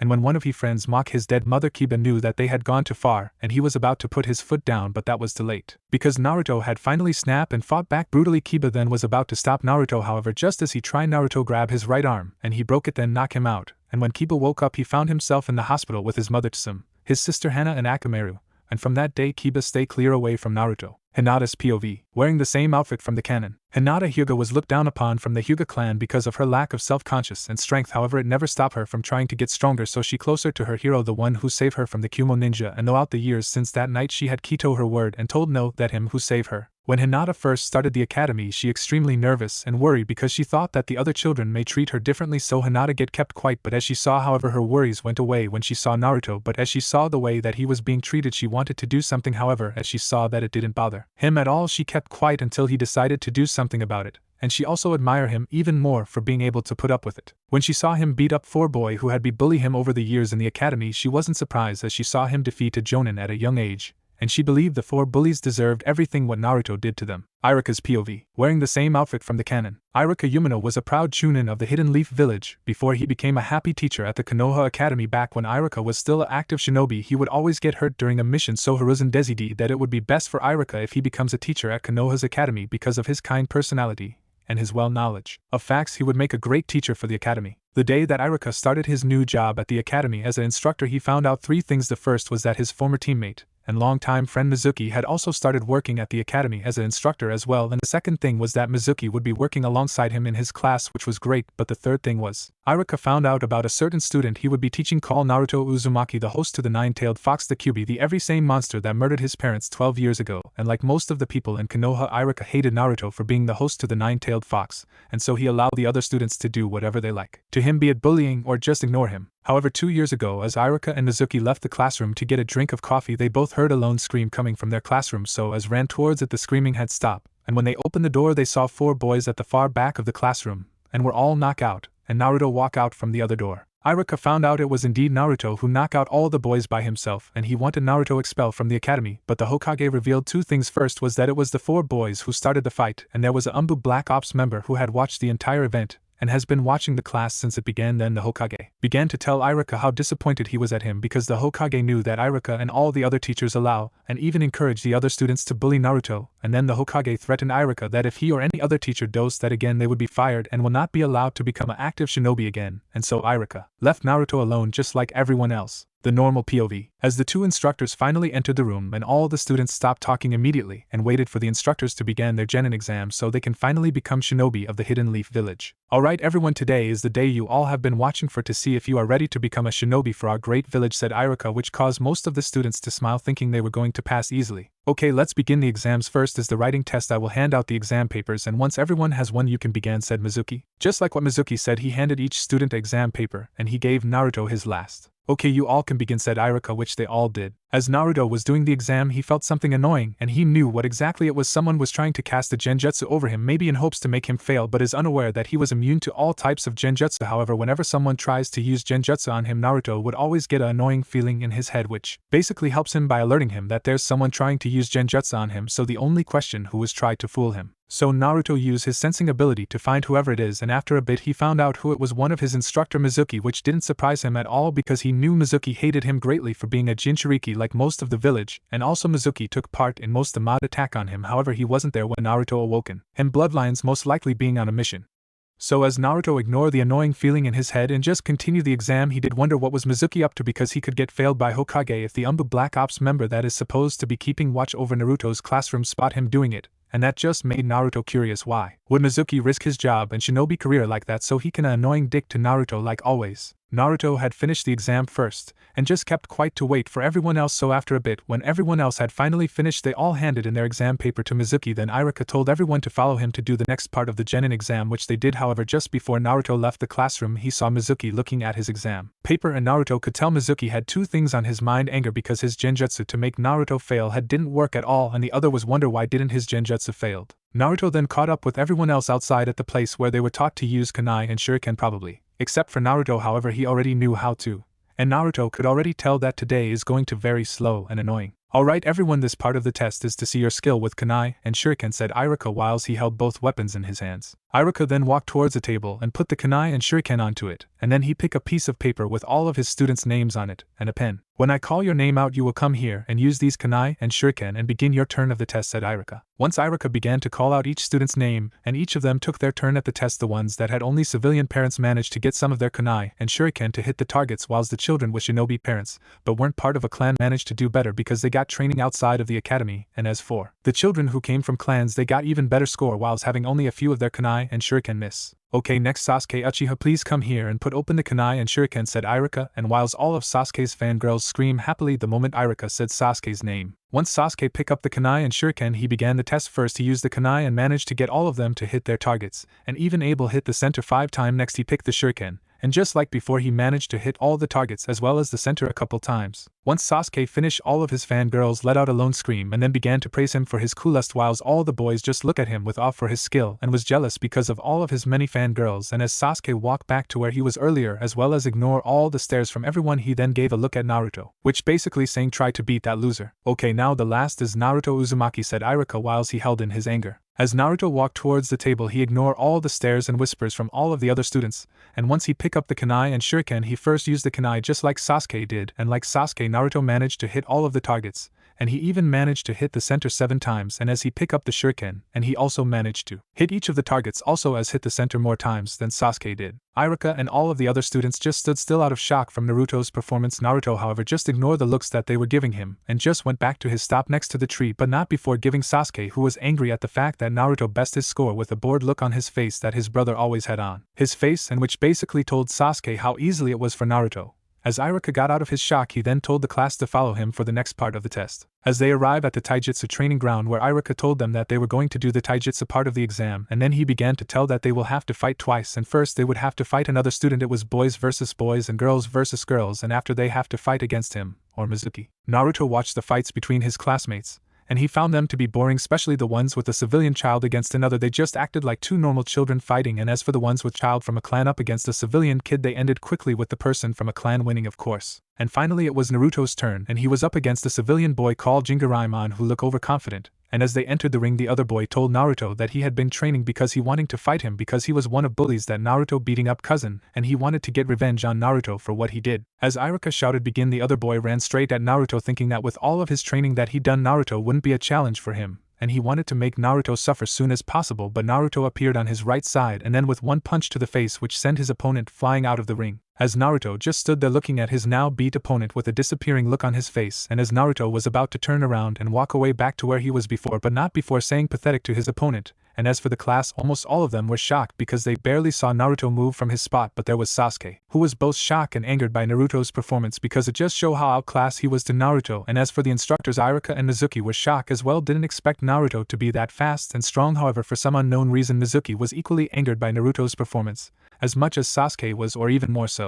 Okay everyone, after I take Jinguryamon to the nurse office we will begin the next part of the taijutsu part of the exam, said Iruka as he picked up Jinga, and then he did a hand signs, and in a proof of smoke Iruka and Jinga was gone. A couple minutes later another proof of smoke appeared where Iruka was, and as the smoke cleared it revealed Iruka. Then he told the class that he is going to read out half of the list of names that he has, and when once he call out their name they walk behind him, meaning that they are going against him and remaining people who fight against Mizuki. Okay, now we need 2 lines, one the right side and the other on the left side, Iruka told the class, which they did. All the future clan heir and heiress as well as a couple of civilian children were in Iruka's group, whilst Naruto and the other children were in Mizuki's group. Naruto was going to be last in his group, so he decided to watch the matches only to see if Mizuki had any flaws that he could use against him when it was going to be his turn, which did have. When he blocked someone's attack he exposed his right knee that if someone kicks hard enough it cause he to both fall and be in a lot of pain. Finally it was Naruto's turn, and as he walked onto the ring he saw the face expression on Mizuki's face change from the nice and happy teacher to a guy who wants to kill someone, and that someone was none other than Naruto Uzumaki. From the look in Mizuki's eyes Naruto knew that Mizuki wasn't going to hold back against him, expert for using ninjutsu and genjutsu, so Naruto decided that he wouldn't either, but the only problem was that Hiruzen and his men would see him far stronger than a normal genin,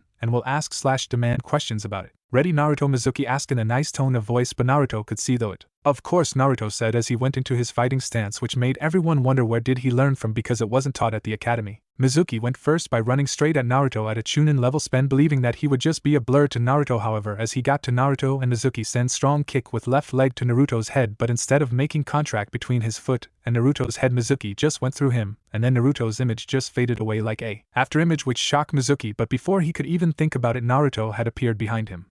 Naruto sent a powerful kick at Mizuki's back right leg, causing a lot of pain to Mizuki and making him to fall to the ground. Mizuki then sent his right arm backwards, hoping to hit Naruto, but instead Naruto just grabbed it and used it to lift himself up, and then he did a swing kick to Mizuki's head, sending flying a bit to the other side of the ring. As Mizuki picked himself up off the ground, he looked straight at Naruto with even more murder in his eyes than before, and he started to think how he had been beat by someone who isn't even a genin yet, and also how to make Naruto suffer for what he just did to him. However, before Mizuki could do anything, Naruto appeared out of nowhere and punched Mizuki straight in the face, breaking his nose. Orr! Mizuki yelled out in pain as he held his broken nose. Naruto, this was just a friendly spar. Why did you go overboard? Irika asked angrily as he walked over to Naruto and Mizuki. It's not my fault. I expected better from someone who is a chunin. Naruto lying. He knew that no one in his group who was watching his match against Mizuki would tell Irika that it was in fact Mizuki who went overboard first. And I thought that we only have to land a hit on you, which I did, but Mizuki just keep coming, said Naruto. There was no need for you to break his nose, Irika told Naruto in a serious tone. Of course you wouldn't accept that because it came from me, but if it happened to any other student you would care greatly, Naruto said. Now Naruto, you that isn't true, Irika tried to explain. You're just like the rest of this village scum, Naruto said as he walked away, leaving a shock Irika and Mizuki. Later, back at the classroom, as everyone was sitting down at their desks, Irika and Mizuki, who had bandages in his broken, walk in the classroom after going to the nurse's office for Mizuki. Okay everyone, this is the last part of the genin exam. When your name call out, you will walk to the room next door, and that is where you will perform the 3 standard jutsus. First, you will break free from a low-level genjutsu. Second, you will do body replacement technique. Third, you will do the transformation technique and change into anyone you see fit. And fourth, you will perform the clone jutsu. However, there is a 5th part, but you can choose not to do it,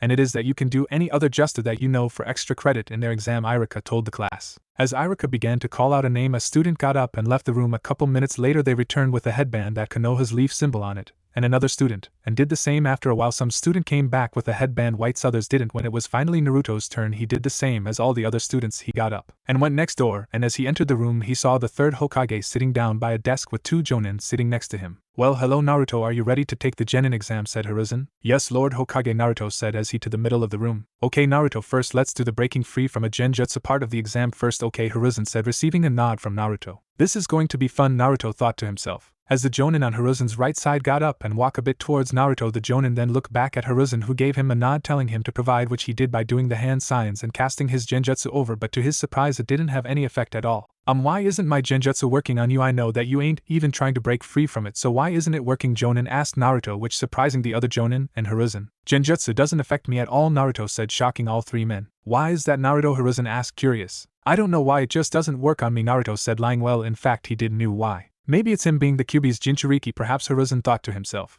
Anyways, let's continue with the exam. Next you will perform the body replacement technique with the chair over there, Hiruzen said, pointing at a chair in the corner of the room. Naruto gave a nod and did the hand signs and performed the body replacement technique without any problems. Perfectly performed, well done Naruto. Next, can you perform the transformation technique into anyone you want, said Hiruzen. Naruto did the hand signs, and in a proof of smoke, instead of Naruto standing there, it was Tobirama Senju, who had white shaggy hair and red eyes with 3 red marks under each of eyes and 1 on his chin, and was wearing his blue armor. He looks exactly like Tobirama sensei did before he died, Hiruzen thought to himself. Very good Naruto, Hiruzen said as Naruto turned back into himself. Now the 4th part of the exam is that you have to do the clone jutsu, said Hiruzen. Naruto did the hand signs and performed the standard clone technique, creating 4 more Narutos who stood next to him, which surprised Hiruzen as he thought Naruto would have a problem with this jutsu like Kushina, as there were the Kyuubi's Jinchuriki, meaning that they possessed a massive chakra amount. Now in the canon version, Naruto is unable to perform the standard clone technique because his chakra control wasn't good cause he had massive chakra amount. Perfect job, said Hiruzen, and Naruto released the clone jutsu.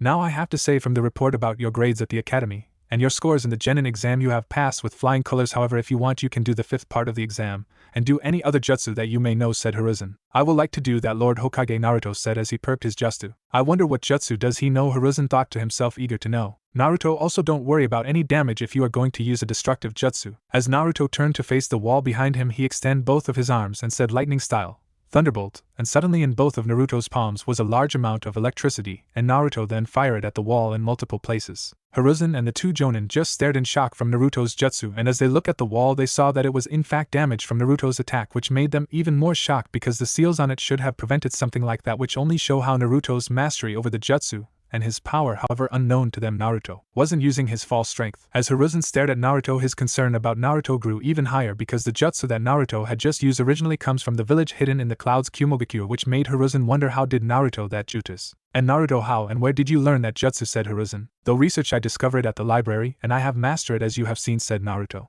I see. Well, any case you perform it perfectly, so here is your headband showing that you are now a shinobi of the Hidden Leaf Village, Hiruzen said as he handed Naruto the headband, who wrapped it around his right arm. Thank you, Lord Hokage, Naruto said as he left the room and went back to the classroom. I have to find out what Naruto is hiding for the safety of the village, Hiruzen thought. Later, back at the classroom, after the last couple of students did their final part of the Genin exam, Iruka got a piece of paper which was important from another teacher that was given to them by Hiruzen. Okay class, tomorrow morning I want everyone who have passed the Genin exam to here for team assignment, but before I tell you that you can go, I announce who is the Rookie of the Year, Iruka said, which actually got everyone excited, wanting to know who it was. The Rookie of the Year name is Naruto Uzumaki, Iruka told, which surprised a few and angered Sasuke and all of his fangirls. What? Sasuke and all of his fangirls shouted. But Iruka-sensei, Sasuke-kun deserves to that title far more than Naruto does, Sakura said, which all the other fangirls nodded their heads in agreement. Sakura, Naruto got the highest in both grades and in score of the Genin exam, so he does deserve the Rookie of the Year title, said Iruka, shocking everyone in the classroom, except for Naruto. He beat me in everything, how's that possible? I'm a Uchiha elite, nobody should be better than me, especially a clanless nobody like him, Sasuke thought to himself angrily. Congratulations Naruto, you have earned it, Iruka said before telling the class they can leave. At midnight in Konoha, almost every single Genin, Chunin and Jonin in Konoha was the Hokage mansion because someone had stolen the forbidden scroll of sealing, which contains many dangerous technique inside it. The Hokage had ordered his shinobi the scroll return and whoever have stolen be brought to him. Iruka was currently chasing someone through the woods who he believed that they were the person who had stolen the scroll of sealing from the Hokage's mansion. When Iruka finally caught up with who it was, Iruka was below shock. It had to be you, Iruka said Mizuki while standing on a tree branch. Mizuki, but why? Iruka said, trying to understand why would his childhood friend do something like this. Because I wanted more power, and I have been promised it if I give them this scroll, Mizuki said with an insane grin on his face. Mizuki, please don't do this, think about our friendship, Iruka begged his friend. Friendship? We were never friends, I just used you. However, it wasn't until when the village denied me the position as an academy high instructor despite my performance in the test, and then you, Iruka, made the cut, only performed well with my assistance.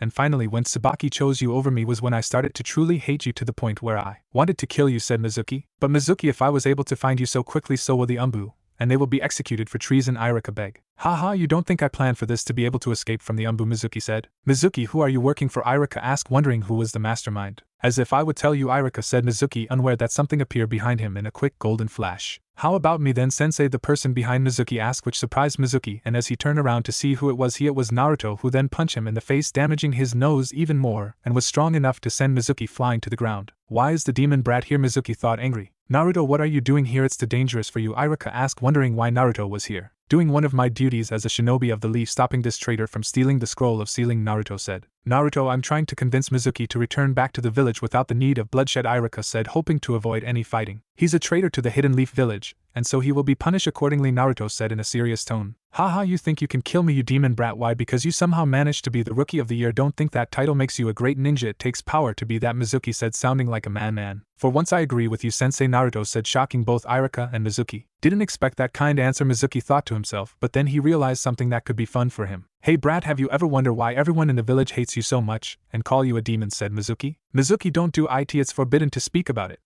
Iruka shouted, trying to stop Mizuki from revealing the secret about Naruto. I think it's about dame time that the brat finally know the truth, so Naruto, it was because on the night that Kyuubi's attack on the village the fourth Hokage defeated it by before Mizuki could finish he was interrupted by Naruto. Sealing it within me which made me its Jinchuriki, Naruto said, shocking both Iruka and Mizuki that he knew the truth. Naruto, how did you find out about that? Iruka asked, wondering how Naruto discovered about the Kyuubi being inside of him. For a village filled with ninjas you are terrible at keeping secrets, Naruto said, lying, not wanting people know that he has talked with the Kyuubi, or they will cause even more problems for him. It doesn't matter, I'm just going to kill both of you too, and when the Umbu arrive here I will say that it was the demon who stole the scroll and kill you, Iruka, and then I will say that when I arrived here and saw you dead on the floor I had no choice but to kill the demon, which the village will celebrate and thank me greatly for, and no doubt will make me the next Hokage after the old man finally dies, said Mizuki. How far has he gone, and how didn't I notice this sooner? Iruka thought to himself. You're more delusional than I thought, Naruto said. Why is that, you little demon? Mizuki asked whilst being called delusional by a brat. Because you ain't calendar of killing me, Naruto said in a serious and cold tone. I'll show you, little fox demon, Mizuki shouted angrily as he grabbed one of his Fuma shuriken of his back and threw it as hard as he can at Naruto. Naruto, move! Iruka shouted, hoping that Naruto would do. However, Naruto didn't move at all, but instead he just caught it between two of his fingers and thumbs with ease, which shocked Mizuki. You call that a throw? Naruto said in a mocking tone, then he threw it back at Mizuki faster. Mizuki managed to avoid it, but he did get a deep cut on his leg. Oh, Mizuki shouted in pain whilst he held the cut on his leg. Disappointing, sensei, I thought you would be able to dodge that with ease being a chunin and all, but I guess I was wrong that you were stronger, Naruto said, wanting to anger Mizuki because of two reasons. First was because of the way that Mizuki treated him, shadow clone, back at the academy, and second was because that anger doesn't always help in a fight. It can also cause you to make mistakes, which Naruto hoping for. Then he jumped off the tree branch that he was on and landed gently on the floor. I'm going to enjoy this, Naruto thought to himself, as he lifted up his right sleeve and revealed a storage seal around his waist, and as he sent some of his chakra through it. And in a proof of smoke, Naruto was holding a black-bladed katana. It's Satsuki's sword and kill la kill. How does that demon brat know Fuinjutsu? Nobody at the academy, or even the entity village, would have taught him that. So how? Mizuki thought, trying to figure out how, as well as Irika, who wondering how Naruto knew it as well. I won't be needing my Sharingan to beat him, thought Naruto. It doesn't. If you got yourself a fancy sword, it still wouldn't help you against me, Mizuki said as he began doing a couple of hand signs. Earth style. Earth and stone bamboo jutsu, Mizuki said as he clapped his hand against the ground, and suddenly 4 large spikes of earth came out of 4 separate directions from the ground and around Naruto, as well as aim right at him. However, they never managed to hit Naruto because right before they were about to, Naruto jumped into the air, but Mizuki saw this and began doing another couple of hand signs. Earth style. Rock gun jutsu, Mizuki said just as he fired a bullet-sized bits of rocks at Naruto, which on its way only expanded even larger. As Naruto saw them coming straight at him, he then started to channel chakra through his sword, which appeared on it, and then he cut each rock that was to close him in half before landing back on the ground. What's going on? How is he able to avoid my attacks so easily, thought Mizuki, because any other academy student would have been killed by now. Naruto then put his sword into the ground next to him, and he started doing hand signs, and he then swung his head backwards, and suddenly sparks of lightning started to appear around Naruto, and he swung his head forwards. Lightning style. Lightning roar, Naruto said just as he let out a large lightning blast that headed straight at Mizuki, who just stood there out of shock as he watched Naruto's jutsu destroys everything in its path, even the ground. As the smoke cleared, it revealed scorch earth, destroyed trees, and a badly burnt Mizuki, who was still alive but only because Naruto didn't use his full strength in his jutsus.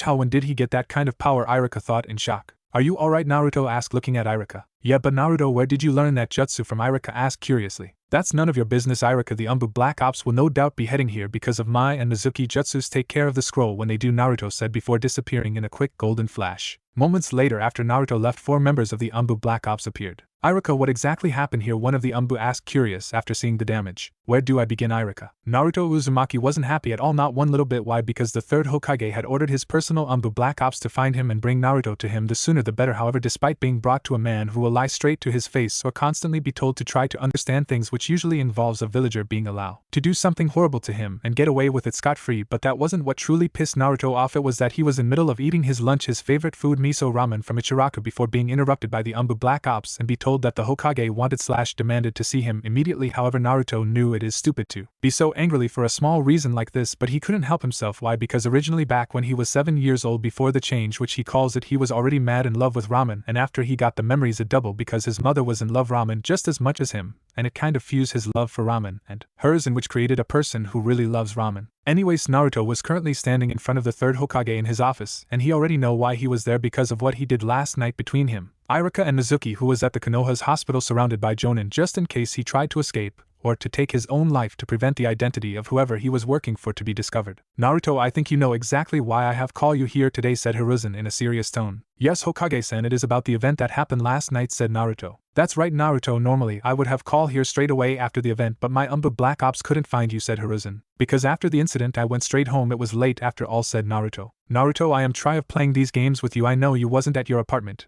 and you haven't been there at all last night, so that leaves me this important question. Where have you been all night, said Hiruzen. Like I said, Hokage-san, I went straight home, said Naruto. Naruto, unless you mean to tell me that you have some other place where you call home, or I just don't what to think, said Hiruzen. Hokage-san, I thank you for the apartment that you gave me all those years ago, but I haven't truly used it much for the past couple years now, said Naruto. In that case, I would like to know where is your home, Naruto, said Hiruzen, curious that this might be the place where Naruto goes and which his Umbu Black Ops can't find. Somewhere that the villagers won't vandalize, said Naruto. Naruto, please tell me, where do you live now? Don't you trust me at all, said Hiruzen. Hokage-san, if I reveal to you where I now live, some way or another it's going to get slip out, and then I will have to put up with the villagers again, so it is not a matter of trust but protection for my home, said Naruto. But in truth it was only part of the reason why, because if the Hokage knew where he lived, then he would find out that Naruto knows who are his parents, which was something that Naruto didn't want people to know just yet. But it is important that I know where you live if something important comes up and I need to find you, said Hiruzen. Hokage-san, I hardly think someone who leads an entire village filled with shinobi will need help from a fresh genin, said Naruto. Fine, but you know that if you want to be promoted to the Chunin rank you will have to reveal it to me, said Hiruzen. Fair point, Hokage-san, but I will only reveal it when it is needed for the promoted to Chunin, said Naruto. Okay then, Naruto, but back to my original question, what happened with Mizuki, said Hiruzen. I prevented a traitor from stealing the scroll of sealing, said Naruto. Which is great and all, but what I'm asking, how we're able to stop a Chunin, and how or where did you learn that unknown powerful lightning jutsu that you use against Mizuki, said Hiruzen. As you had seen during my Genin exam, I have lightning chakra nature, but I thought I needed to know more jutsus to use when I become a shinobi for the leaf, however, because no one would teach me anything, so I decided to create my own, said Naruto, actually telling the truth. Naruto, are you telling me that you created that jutsu? Hiruzen asked, shocked.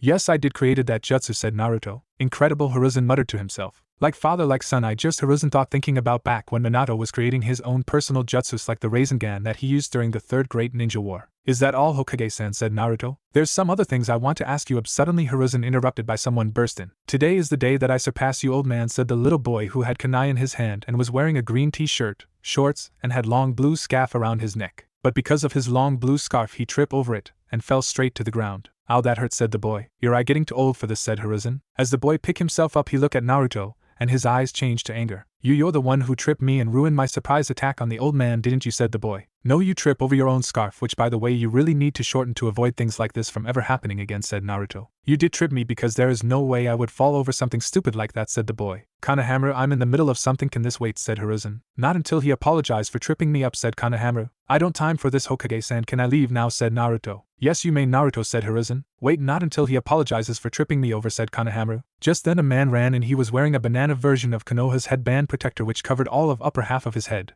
pitch black sunglasses similar to the ones that the members of the Aburame clan wear, and the standard Konoha uniform but without the flak jacket. Lord Hokage, I am so sorry, he just ran away when I turned my head, said the man. It's alright, Edisu, said Hiruzen. Edisu looked at Konohamaru who was standing next to Naruto, and when Edisu realized who Naruto was he gave him the same look that almost everyone gives him. The QB brat, thought Edisu. Well, I'm waiting for my apology, said Konohamaru. I'm not apologizing for your stupidity, said Naruto whilst he walked towards the door but stopped when Konohamaru ran in front of him and stood in his way. Honorable grandson, has he done something to you, said Edisu. He tripped me up and ruined surprise attack, said Konohamaru. I don't have time for this kid, said Naruto as he picked up Konohamaru and moved out of way without hurting him. Put the third Hokage grandson down immediately, Edisu demanded. No doubt now he knows that I'm his grandson, he's going to go on his hands and knees and beg for my forgiveness, Konohamaru thought. Yeah, you better put me now or else, said Konohamaru. Or else what, said Naruto. Well, my grandfather will fire you from the Leaf Shinobi, said Konohamaru. Then I will be able to leave the village without the worry of being marked a missing nin, said Naruto, surprising Konohamaru and Edisu who didn't expect that kind of answer. Well, I am the Hokage's grandson, so you better show me some respect, said Konohamaru. He's starting to sound like a certain annoying Uchiha, Naruto thought. Respect is earned, not given, kid, said Naruto. Walked towards the door but was stopped again with Edisu. You will show respect to the Hokage's grandson and apologize to him immediately, Edisu demanded. How about no, Naruto said, disappearing in a burst of speed and then reappearing behind Edisu, and made his way out of the mansion. What was that, thought both Konohamaru and Edisu. Lord Hokage, we need to do something immediately for what boy has done, said Edisu. Edisu, Konohamaru trip up on his own scarf not because of Naruto, so there is nothing to be done, understand, said Hiruzen. Yes, Lord Hokage, said Edisu. Now, honorable grandson, you must avoid that boy at all times because he is nothing but trouble. You wish to become the future Hokage, just follow my teaching and you will be fine. Before Edisu could finish his sentence he was interrupted by the Hokage. Edisu, Konohamaru gone, said Hiruzen. What, where did he go? Edisu shouted. I believe he ran after Naruto, said Hiruzen. I must find immediately. Edisu shouted before running out of the room. Is also that loud, Hiruzen thought to himself. With Naruto. After leaving the Hokage's office, Naruto would usually find somewhere no one will see him, and use the Flying Thunder Jutsu to get back to the Uzumaki clan compound to avoid the annoying villagers. However, Naruto desired not to because he thought that the Hokage's personal Black Ops could be following him, and that he need to get some shopping done whilst he there. But as soon as he left the mansion, the Hokage's grandson Konohamaru was following him and was trying to hide by use a fake wooden fence cover to himself. You can come out now, said Naruto. So as the walk up to the wooden fence he pull away at it to reveal Konohamaru. Just as I expected from my new teacher to see though my hiding skill, said Konohamaru. Skill anyone could see though that shinobi or not, thought Naruto before realizing what Konohamaru just said. Wait, what do you mean about new teacher, asked Naruto. Well, after seeing what did at my grandfather's office I desired that you would be better teacher than Edisu, said Konohamaru. And just like I said back there, I don't have time for this, said Naruto. Wait, you got to train me, said Konohamaru. Why? Because you're the Hokage's grandson, said Naruto. Can you at least help me then, said Konohamaru. Hair, fine, I'll help you a bit, but I got some shopping to do first, said Naruto. Great, now I see what he eats, if that the case or anything, and when he sees my skill he will change his mind and beg to train me, thought Konohamaru. I bet he's hoping to find out any of my secrets, thought Naruto. 2 hours later at a training ground, Naruto had his hands behind his back and was dodging Konohamaru's attacks, which was easily for him, and has been doing it the past 10 minutes, and just then Konohamaru collapsed from exhausting. Why can't I hit you, Konohamaru asked whilst trying to catch his breath. I've been training a lot longer than you have, Konohamaru, said Naruto. Naruto walked over to a rock and sat on it. Hey, I've been wondering something, said Naruto. What's that, said Konohamaru. Why are you pushing yourself so hard, Naruto asked, curious. Because I want to become the youngest Hokage, Konohamaru answered proudly. Something tells me that isn't all of it, is it, Konohamaru, said Naruto. I want people to stop seeing me as the honorable Hokage's grandson, and see me as me, said Konohamaru. So he wants to be acknowledged by everyone as himself, kind of reminds me of me before I stop caring what they think of me, Naruto thought, thinking back when he was around Konohamaru's age. Okay, but there is something else. Why did you want me to train you instead of that other guy, Naruto asked. Because he's just like everyone else, treating me different. The reason why I ask is because you don't care that I'm the Hokage's grandson, and after seeing how you got past Edisu so easily, I know you would be perfect, said Konohamaru. Okay kid, I will only help you with a couple of things, okay, said Naruto. Really, said Konohamaru happily. Yeah, why not, you seem like a good kid, said Naruto. Awesome, Konohamaru shouted. 1 hour later. And that's how you perform the transformation technique, got it, Naruto said, finish explaining to Konohagakure. Yes boss, said Konohamaru. Boss, Naruto asked, curious. Well, I desired that, since instead of calling sensei I will call you boss, said Konohamaru. Anyways, I think that's enough for today, said Naruto. But just then Edisu jumped out of the trees. Honorable grandson, I've been looking for you everywhere, said Edisu as he walked to Konohamaru and grabbed his wrist, pulled he away. Let me go, said Konohamaru as he tried to break free. Honorable grandson, you must away from him, he's nothing but bad news, trust me, said Edisu. He said let go, said Naruto. You stay out of this or else, said Edisu. I give 5 seconds to let go of him, or I'll make you let go, said Naruto. Ha, you may have best Mizuki, but you got no chance against an elite jonin like me, said Edisu proudly. Let's see about that, said Naruto as he did a couple of hand signs, and then in a proof of smoke next to him was Konohamaru, who didn't know what just happened, and Edisu was holding a stick that was on the floor before. So you can perform Bobi replacement technique on other people besides yourself, not bad for a brat, normally only a chunin or jonin could be able to that, said Edisu as he threw away the stick. Yeah, but the person who I want to use it on has to be close, thought Naruto. I guess I have to teach you a lesson, so you should feel honored as I am an elite trainer, said Edisu as walked towards Naruto and Konohamaru. Wait, don't hurt him, I will come with you if you do, Konohamaru begged, not wanting Naruto to get hurt, but suddenly he felt a hand on his shoulder, and it was Naruto. Thanks, Konohamaru, but I think someone has to put this guy in his place, and I'm more than happy to do it, said Naruto as he walked towards Edisu. You should have just allowed the honorable grandson to leave, I wouldn't have to hurt you, but now that chance is gone, said Edisu. First, his name is Konohamaru Sarutobi, and second, you've been annoying since the moment I first saw you, so yes, said Naruto. Naruto disappeared in a burst of speed and did a swing kick to Edisu's head, which sent he flying. While thought Konohamaru. Ah, what the hell, said Edisu as he rubbed his head. I think you shouldn't underestimate your opponent, said Naruto. I guess I really shouldn't, anyways. I don't know how you are able to move that fast, but it still isn't good enough to beat me, said Edisu. First he say not underestimate me, and in a second later he underestimate me, what a idiot, thought Naruto. The Hokage wouldn't like it if I harmed the brat, but he seems a bit overconfident with his skills, so no doubt because he managed to defeat that weakly Mizuki and now landed a hit on me, so in his own good I should show him how a real shinobi do battle, thought Edisu as he changed at Naruto in Jonin level speed. I guess he's not playing around anymore, thought Naruto as he lifted his arms up to block Edisu kick, and then he pushed him back. Naruto went into his fighting stance that he and Chen created together, and in a burst of speed at Edisu, sending many powerful punches and kicks at him, which he only managed to block a few before being overwhelmed by Naruto's attacks, and suddenly Naruto did a high kick to Edisu Tin which sent him in the air, and Naruto jump up kick him back down. He actually managed to do it, Konohamaru thought on shock. Oh, that level of taijutsu takes 2 years to master, so how did he do it, thought Edisu. I say it before and I will say it again, do not underestimate me, said Naruto standing over Edisu before walking away. Wait! Edisu shouted with his remaining strength. Hair, what now, said Naruto said annoyed. Where did you learn to fight like that, Edisu asked curious. From one hell of a teacher, Naruto said, thinking about Master Chen before leaving. Wait for me, boss, Konohamaru said, running after Naruto. The next day at the academy, Naruto was currently sitting down at his place at the far back next to a window by himself with his forehead protector around his right arm in, and Naruto changed the blue cloth of his forehead protector to a black elastic. He now has a dark blue leather belt with his black-bladed katana in a white sheath that he carries at his hip and a brown shuriken holster, and his eyes were shut, making everyone else in the classroom think that he was sleeping, which shocking to everyone because two most loudest girls, Sakura and Ino, were fighting over who gets to sit by Sasuke. But Naruto in fact was in his mindscape and was playing a game of shogi against the Kyuubi to pass the time, but had to stop because he sensed Iruka was coming. Alright everyone, I know that all of you are excited, but please be quiet so I can tell you who are your teammates. And new sensei, said Iruka, to which everyone did. Okay, team 1 will be, said Iruka as he read out the list that the Hokage gave him. Okay, going to skip all the other teams and do the ones that you know. Team 7 is Sasuke Uchiha, Sakura Haruno, and before Iruka could say the third member's name he was interrupted by Sakura. Yes, true love wins in your face, Ino pig. Sakura shouted happily whilst jumping in the air of the sat. Sakura, I haven't finished yet, sit down.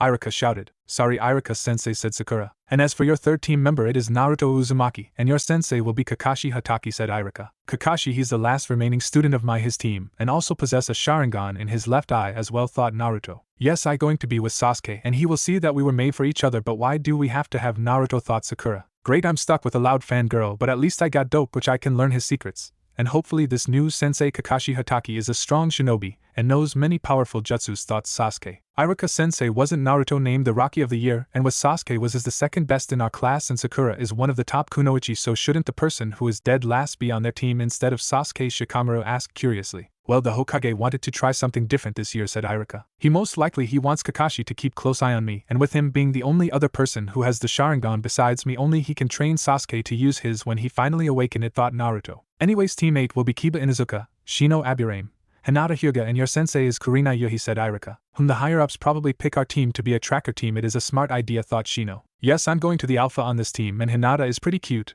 and hopefully our new sensei is hot, thought Kiba pervertly. I was hoping to be team up with Naruto-kun, Hinata thought sadly. I just hope that I get along with my teammates and sensei, and that I don't hold them back in any missions, thought Hinata. And lastly, Ino Yamanaka, Shikamaru Nara, Choji Akimichi, and your sensei is Asuma Sarutobi. However, Team 9 is still active, so you will be Team 10, said Iruka. Why do I have TTOB stuck with the lazy bum and the fat ass? Ino shouted angrily. Hey, I'm not fat, I'm just big bone, Choji shouted before going back to eat his big bag of crisps. Ino, all teams are desired by the Hokage and the council, so if you have a problem, speak with them, said Iruka. It's so unfair why those billboard brow gets to be with Sasuke-kun whilst I'm stuck with these two, thought Ino. They probably want to recreate our father's team, the Ino Shikacho, thought Shikamaru. At least I'm with Shikamaru, thought Choji. Now all of you wait here for your new sensei to pick you up, said Iruka. 2 hours later, the only people who were still waiting for their sensei was Naruto, Sasuke, and Sakura, whilst everyone else's sensei had came and pick up their genin. Sakura was trying to start a conversation with Sasuke and was failing at it as Sasuke just ignore her, whilst Naruto went back playing a game of shogi against the Kyuubi, but there was amount of times you can play it until it got so boring, so he decided to pass the time by getting a drink. As Naruto got up and walked to the door but stopped when he heard Sakura shouted his name. Naruto, where are you going? We are supposed to wait here for our new sensei to show up, said Sakura. Calm down, I'm just going for a drink, said Naruto before leaving the room. How rude, he could had at least offered to get us one, thought Sakura, who could actually use a drink. After 20 minutes of Sakura continued to try to start a conversation with Sasuke, to which annoyed him greatly. And just then someone new walked in the classroom. It was a grown man who had spiky sliver hair and one visible dark gray eye, while the other, his left eye, was hidden behind his Konoha headband that was tilted downwards, and his lower half of his face was hidden as well behind a mask, and he was wearing the full standard Konoha uniform. Hi there, I'm Kakashi Hatake, and I'm your new sensei, said Kakashi, not looking up from his orange book. Kakashi-sensei, Naruto's isn't here, said Sakura, which made Kakashi look up and saw that Naruto wasn't there. Where is he then? Kakashi asked curiously. He said he's going to get a drink, but that was 20 minutes ago, said Sakura. Now then, I guess I'm going to have to go, and looking for him, said Kakashi as turned around back to the door, but to his surprise Naruto was standing there with a can of soda. How did he get behind me undetected? Kakashi thought in shock. About time you show up, said Naruto before taking a sip of his drink. Okay then, met me on the roof, said Kakashi before disappearing, leaving a couple of leaves. Guess I will see you two up there, said Naruto before he performed the same thing that Kakashi just did, surprising Sasuke and Sakura on the roof. As Kakashi appeared, he went and sat on the wall, read his book, believing that he got some time to spend, but suddenly in a proof of smoke Naruto appeared and he ignored Kakashi and sat down. So he knows the body flicker technique as well, Kakashi thought curiously. After 7 minutes, Sasuke and Sakura finally managed to get to the roof. Okay, now that everyone is here, why don't we tell everyone what's our likes, dislikes, hobbies and dreams are, said Kakashi. Kakashi-sensei, why don't you go first so we know what to do, said Sakura.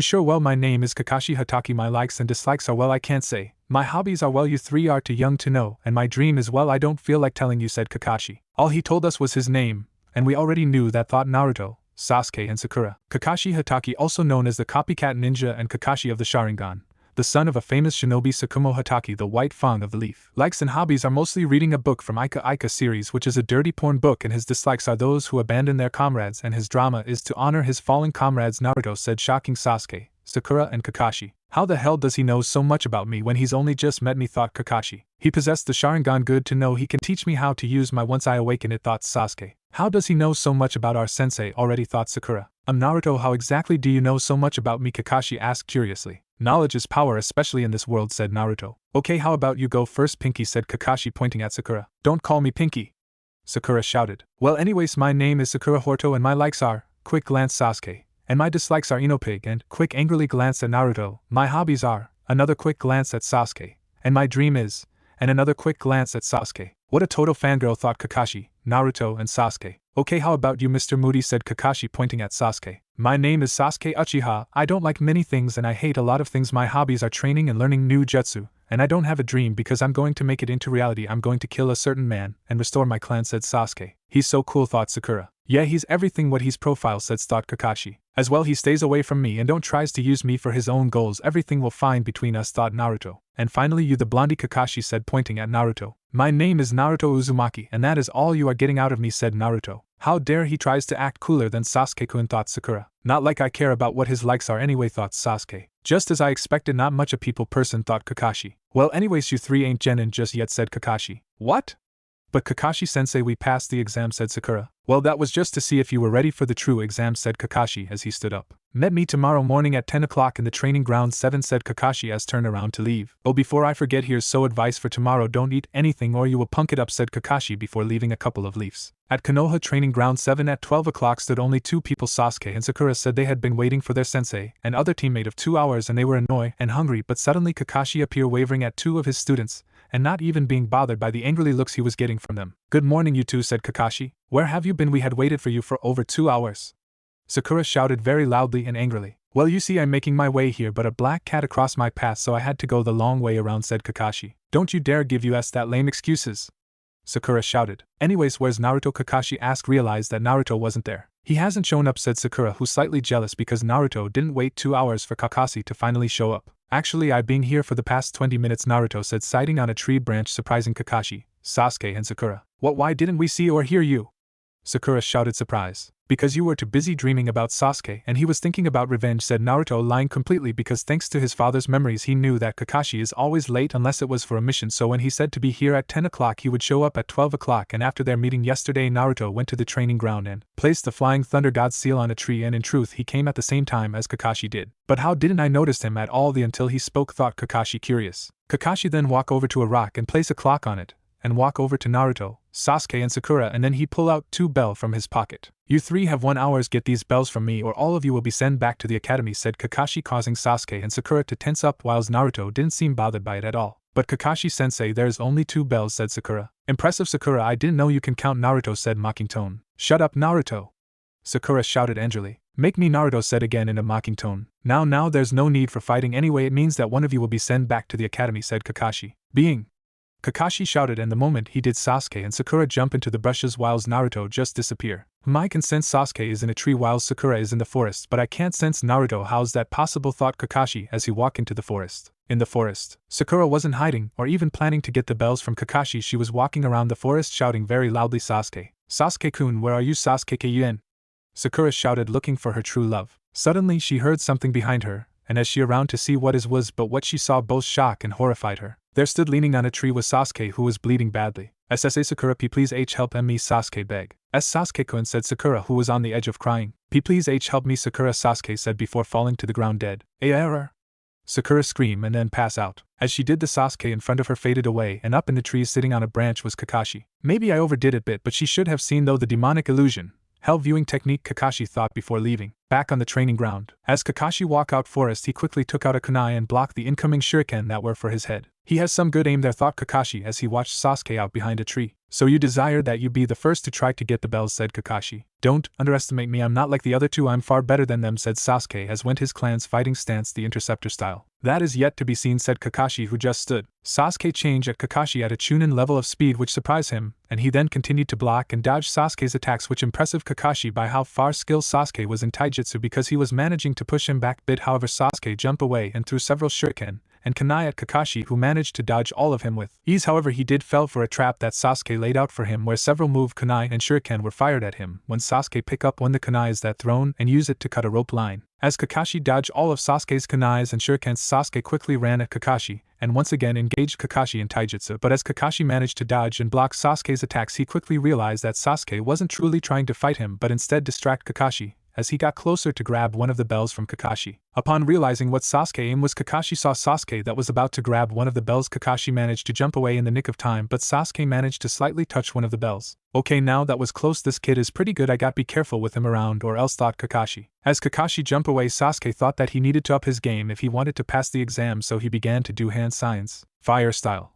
Fireball jutsu, said Sasuke as he let out a middle-sized fireball through his mouth. As the fireball headed towards Kakashi, who just there out of shock. How can a Mera Genin be capable of doing AC rank fire ninjutsu technique, thought Kakashi. As the fireball engulfed Kakashi, Sasuke saw that this was he change, and so he quickly overran to Kakashi to grab of the bells, but to his surprise he couldn't find he anyway. Where the hell is he behind me? Above, thought Sasuke as tried to find where Kakashi was. But suddenly something grabbed Sasuke's ankles, and as he looked down to see what it was, he saw Kakashi's head sticking out of the ground. Looking for me, said Kakashi as he pulls Sasuke underground, leaving only his head by using the earth style double suicide decapitation technique, after which Kakashi came out of the ground and knelt down in front of Sasuke. Well, Sasuke, I got to admit you are indeed talented. I didn't expect to be pushed this far, said Kakashi, and then he got up and walked away. You can't leave me like this. I demand you let me out right now or else, Sasuke shouted. Just then Sakura, who had regained conscious, walked out from the forest, but only to see Sasuke's head on the floor. Ayer, Sakura screamed in terror. Sakura, I'm not dead, just most of my body is buried underneath, said Sasuke. Sasuke-kun, don't worry, I will get you out of this, said Sakura. Suddenly Naruto appeared and walked towards Kakashi. So there you are, I was wondering where you gotta go, said Kakashi. But seriously, where the hell did he go? I couldn't sense him anyway, thought Kakashi. Naruto, help me get Sasuke out of this,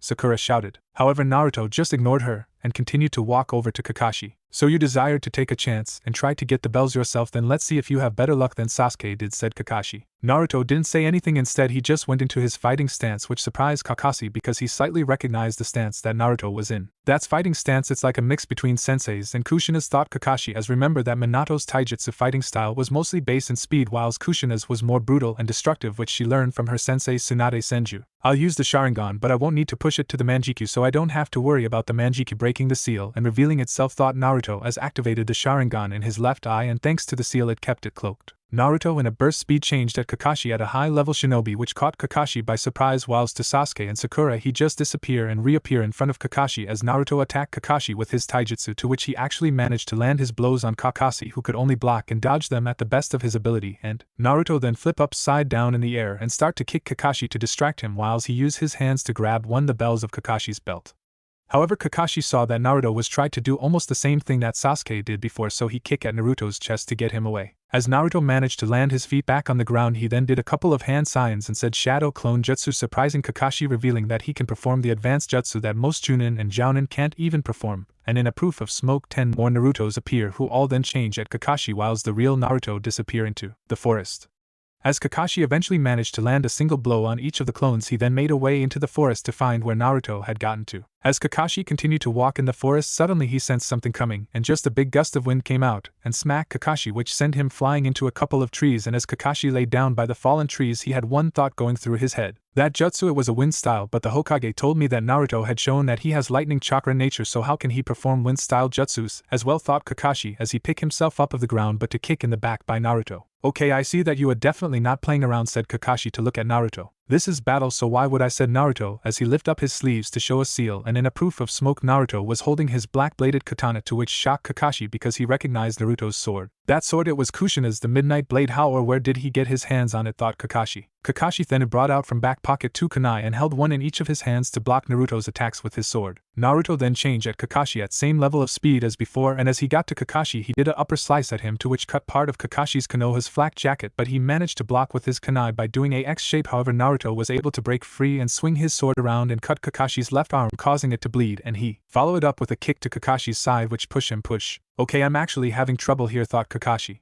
Naruto continued his attack on Kakashi, who could only avoid them and then block until Naruto had enough and start to channel chakra though his sword, causing it to glow brightly, and with one upper swing Naruto managed to shatter both Kakashi's kunai into pieces. That was chakra flow. Okay, seriously, how does he know to do that, thought Kakashi as he tried to avoid Naruto's attacks. Kakashi then desired that he needed to get out of the forest to make more space to avoid Naruto's attacks, so he jumped into the trees, but as he was about to reach a branch, something fast came past and cut through the branch, completely forcing Kakashi to land on the floor, and just as he did he turned around to see whatever it was. However, as Kakashi did, but only to see Naruto, instead of channeling normal chakra though his sword, he channeled wind chakra and swung it in a horizontal slash and shouted wind slash, where he created a crescent-shaped blade of wind. The blade of wind flew at Kakashi at a very quick phase. However, thanks to Kakashi's quick reflexes, he just managed to avoid Naruto's deadly technique, although he did receive a deep cut on his bottom left leg, but the technique didn't stop there, it continued and went on and cut down 2 trees that were behind Kakashi. What was that technique just now? I have never seen or even heard of such technique before, thought Kakashi in shock. However, Kakashi quickly snapped out of his shock when he saw Naruto was about to fire another one of his attacks at him, to which Kakashi continued to quickly make his way out of the forest, but only to be chased after by Naruto, who continued to fire multiple wind slashes at Kakashi, which cut down many trees. As Kakashi jumped out of the forest and landed in the middle of the training ground, he saw that Sakura was digging Sasuke out,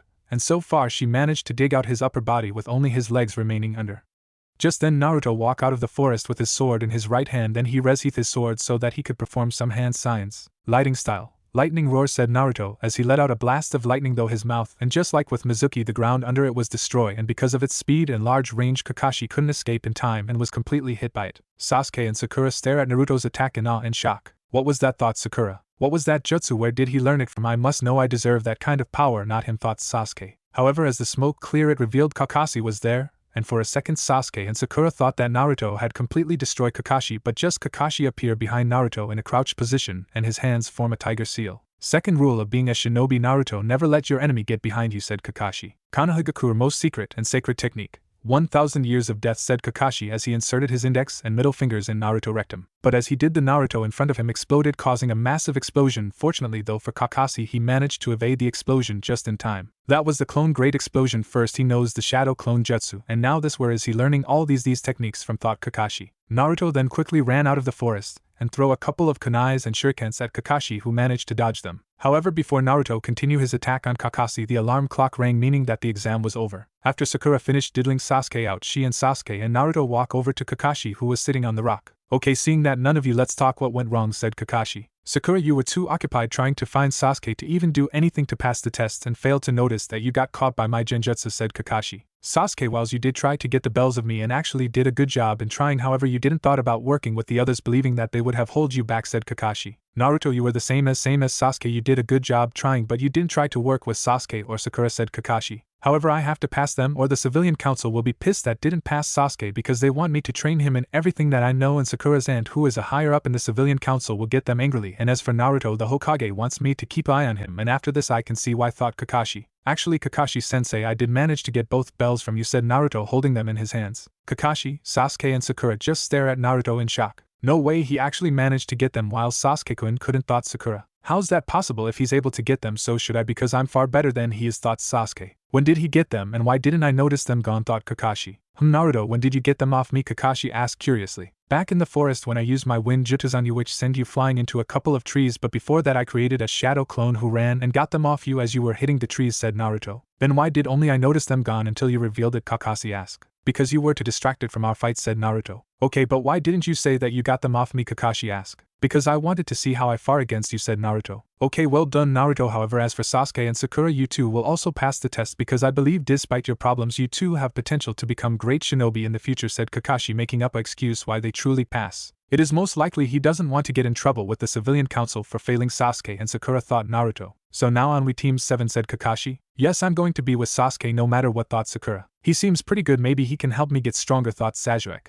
Okay, let's re-meet at the Hokage's mansion for our first mission as a team, said Kakashi. As Naruto, Sasuke and Sakura left Kakashi alone, he had one thought going through his head. The Hokage is going to want to know what happened, thought Kakashi as he walked towards the Hokage's office. At the Hokage's office, stood in front of the Hokage was 8 jonin, however there should be 9 if Kakashi had shown up. Okay, seeing that Kakashi is going to be late, why don't we begin? Please tell me in order which team passed and which didn't, said Hiruzen. Team 1 fails, said the Jonin 1 hashtag. Team 2 fails, said the Jonin 2 hashtag. Team 3 fails, said the Jonin 3 hashtag. Team 4 fails, said the Jonin 4 hashtag. Team 5 fails, said the Jonin 5 hashtag. Team 6 fails, said the Jonin 6 hashtag. Team 8 passed, said the only women. Team 10 passed, said the last man. So Asuma and Kurina, why don't you tell us about your test? Hiruzen asked. The women was Kurina Yuhi, the sensei for Team 8. She had fair skin and long black untamed hair that reached her upper back and had unique color eyes, taught were red and had an additional ring in them. She had makeup, red lipstick and purple eyeshadow. She was wearing a red mesh armor blouse with only the right sleeve visible. Overall this is very broad material which resembles bandages with a pattern on it similar to those of a rose thorns.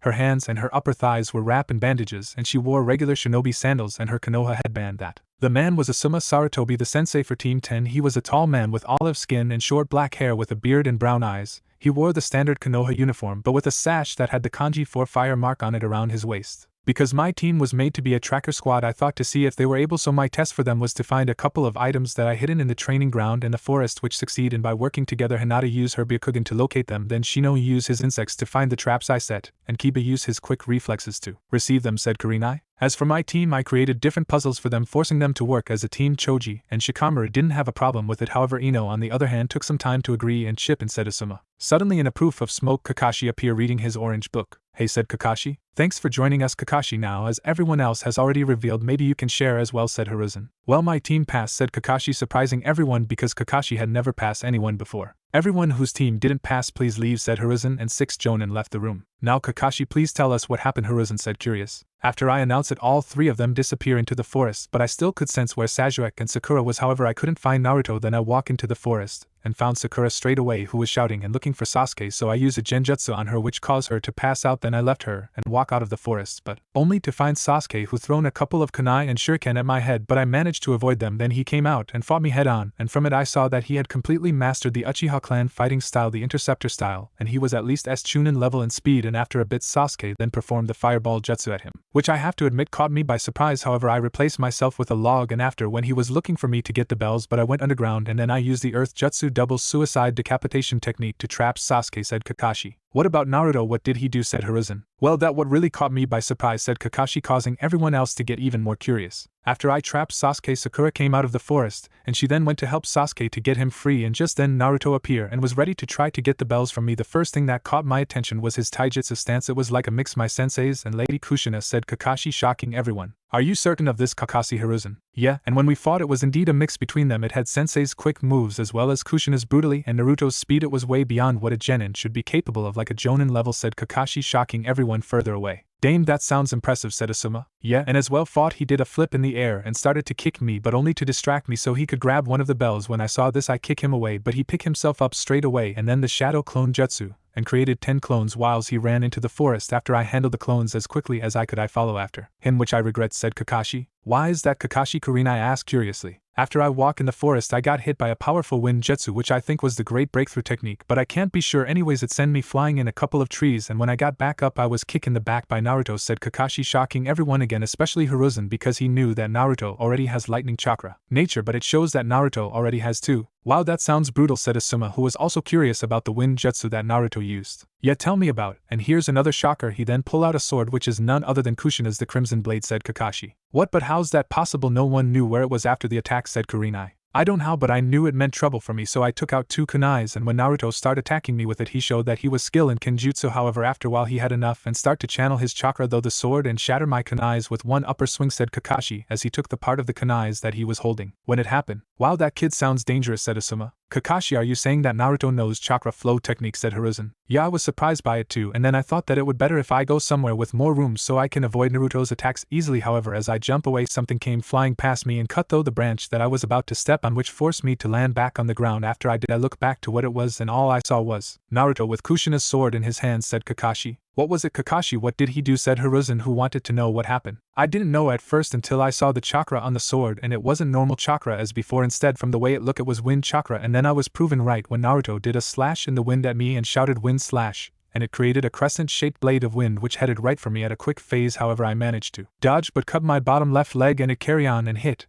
and cut down a tree behind me and another one behind that one, said Kakashi. I never heard of such a wind technique before, have you, Asuma, said Kurenai. No, I haven't, and I got to admit it sounds like useful technique to have, said Asuma. And very dangerous when it is used on you, let me tell you, said Kakashi as he lifted up his pants on his left leg to saw the cut that he got from Naruto. Wow, the kid did that to you, said Asuma. Yeah, and I'm only thankful that it didn't hit me somewhere serious, said Kakashi. Kakashi, please continue your report, said Hiruzen, who wanted to know everything thought Kakashi discovered. Well, after that I quickly continued my out of the forest whilst Naruto followed behind me and sended many of that wind jutsu at me, cutting down lots of trees, and when I finally made it out and tried to catch my breath I saw Sakura helping Sasuke out of my trap. However, when Naruto showed up he put his sword into the ground, so he used hand to perform a ninjutsu at me, and it was the same jutsu that you told me, Hokage-san, that he used on Mizuki, but it was way more powerful, which caught me in surprise. However, when it was finished and he walked over to me to get the bells, I appeared behind him after using the body replacement technique to escape his attack. I then desired to perform a jutsu of my own, the 1000 years of death. However, just as I did it he exploded, showing that he knows the clone great explosion as well, which caught me off by surprise again, and then Naruto appeared and started to throw kunais and shurikens at me, but before he could continue my alarm went off, said Kakashi. So how come they passed then, Kurenai asked. Well, after telling them what they did wrong, Naruto revealed that he actually managed to get them off without me noticing, said Kakashi, shocking everyone. But how's that possible, said Kurenai. He said when he used his wind jutsu on me which sent me flying into a couple of trees, one of his shadow clones stealthily got them off me, said Kakashi. But how come Sasuke and Sakura passed, said Asuma. Well, if didn't pass Sasuke, the civilian council will cause trouble, and if I didn't pass Sakura, her aunt will get the other members to join her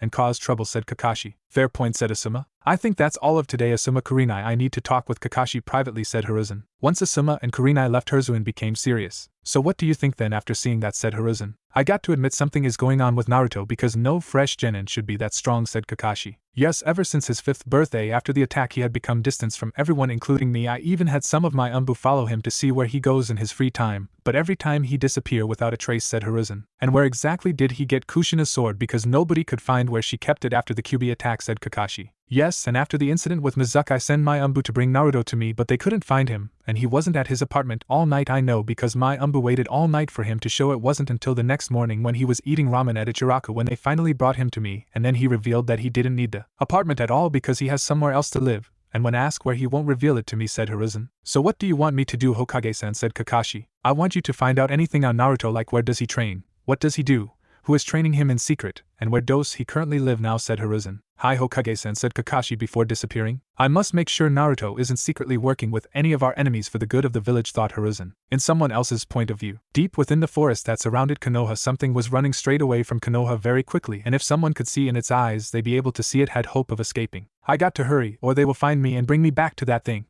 thought the creature. I think it went this way. Someone shouted very loudly. Damn it, I thought it would take them longer to find my tracks, thought the creature. But just then someone with dark purple animal-like eyes appeared right in front of the creature and reached out and grabbed the creature. Damn it, thought the creature. Kakashi-sensei, I have the cat, said the person. Back to normal. Great work, Naruto, I think that sets a new record, said Kakashi over the headset. But Kakashi-sensei, Sasuke-kun and I did all the work whilst all Naruto did was nothing until now. Shouldn't he get in trouble for not helping us sooner, Sakura complained. Well, I thought that you and Sasuke needed to improve your stamina and I saw this opportunity to help you, said Naruto, lying completely, whilst in truth he just didn't want to do this mission, seeing that this was a pointless mission, but tired of waiting for Sasuke and Sakura to catch Tora, so he desired to step in. Shut up, Naruto, or else, Sakura shouted. Or else what? Your threads don't scare me, said Naruto. Now everyone calm down, Naruto, bring Tora back to the village, but be careful, she might try to escape, said Kakashi. Yes, Kakashi-sensei, said Naruto. I wonder why it runs away a lot, thought Naruto as he carried the cat back to the village. At the Hokage's office. That explained it, thought Naruto as look at the scene in front of him. Right in front of him Naruto watches Madame Shurjimi, the wife of Demio of the Land of Fire, hug/strangled Tora. Great job, Team 7. Now as for your next mission, you can choose from helping with the client's grocery, paint another client, fence, or babysit, said Irika. Tora come back, said Madame Shurjimi. Or now bring Tora back to Madame Shurjimi, said Irika. And oh way, Sasuke-kun deserves a better assistant than any of these pointless ones, Sakura shouted, which Sasuke agreed with but didn't say anything. These mission ain't pointless, Sakura, they are to help you to improve your teamwork for future mission that are higher in rank, Irika explained. I need harder missions so that I can become even stronger, said Sasuke. You're not ready for them, you're just a brand new genin team, said Irika. Irika, if they think they are ready for a higher rank mission, why don't we give them a C rank if you think they ready, Kakashi, said Hiruzen. Yes sure, said Kakashi as he continued to read his book. Okay, please bring in the client, said Hiruzen to a jonin. After a couple of minutes, a old man walked. These are the shinobi that I hire, they look like they belong in school, said the old man. Mr. Tazuna, please don't underestimate my genin because of their age, said Hiruzen. I'm just saying that I wanted real shinobi, not children. Before Tazuna could finish his sentence, he felt something sharp against his neck. As Tazuna slightly turned his head around, he saw Naruto hold a kunai against his neck. Listen to our Hokage and don't underestimate me, got it, said Naruto seriously, scaring Tazuna. Whilst this happened, everyone else in the room all thought about what just happened. How did he get there so fast, thought Sakura. I should be the one to be able to move like that, Sasuke thought angrily and jealousy. At least I know that this mission isn't going to be that difficult, it being a C rank and having Naruto will just make it that more easier, thought Kakashi. So Kakashi wasn't overestimate Naruto's speed, thought Hiruzen. I still find it hard to believe a new genin has that kind of power, thought Irika. What the hell, thought Tazuna. Naruto, it's bad for business to threaten the client, said Hiruzen. Yes, Hokage-san, said Naruto as he pulled his kunai away and then walked back. You see, Tazuna, don't underestimate my shinobi, even the genin, said Hiruzen. Why, yeah sure, said Tazuna, who was still a bit scared. Okay team, let's at the west gate in 2 hours, bring only things that you need, said Kakashi. 4 hours at Konoha's west gate. Right now Sasuke and Sakura were waiting for Kakashi and Naruto for over 2 hours. Where the hell are they? Sakura shouted. Why do I always get stuck alone with her, thought Sasuke. But just then Kakashi appeared with Tazuna. Yo, said Kakashi simply. Where the hell have you been? Sakura shouted. Well, you see, I got lost on the path of life, said Kakashi with a lame excuses. Bullshit, Sakura shouted. Anyway, where's Naruto? Kakashi asked. He hasn't shown up yet, said Sakura. However, just as Sakura that Naruto appeared right in front of everyone. Is it time to leave? Naruto asked simply. Yeah, 2 hours ago. Where the hell have you been? Sakura shouted. Around, and besides I have already told you twice that Kakashi is always 2 hours late from Miss Sison, said Naruto. Anyways, is everyone ready because it's going to take us a couple of days to get the Land of Waves, said Kakashi. Wait. Sakura shouted. Yes, what is it? Sakura said. Kakashi. Naruto doesn't have anything with him for the Miss Sison, said Sakura. What's the point of carry it whiles I can just seal it into a scroll, said Naruto, as he pulled out a scroll. He knows how to seal things. Sure, the storage scrolls are easiest to learn, but still, who taught him how to do that, thought Kakashi. Then seal both Mai and Sasuke-kun's bags in there as well, said Sakura. No, said Naruto simply. Why not?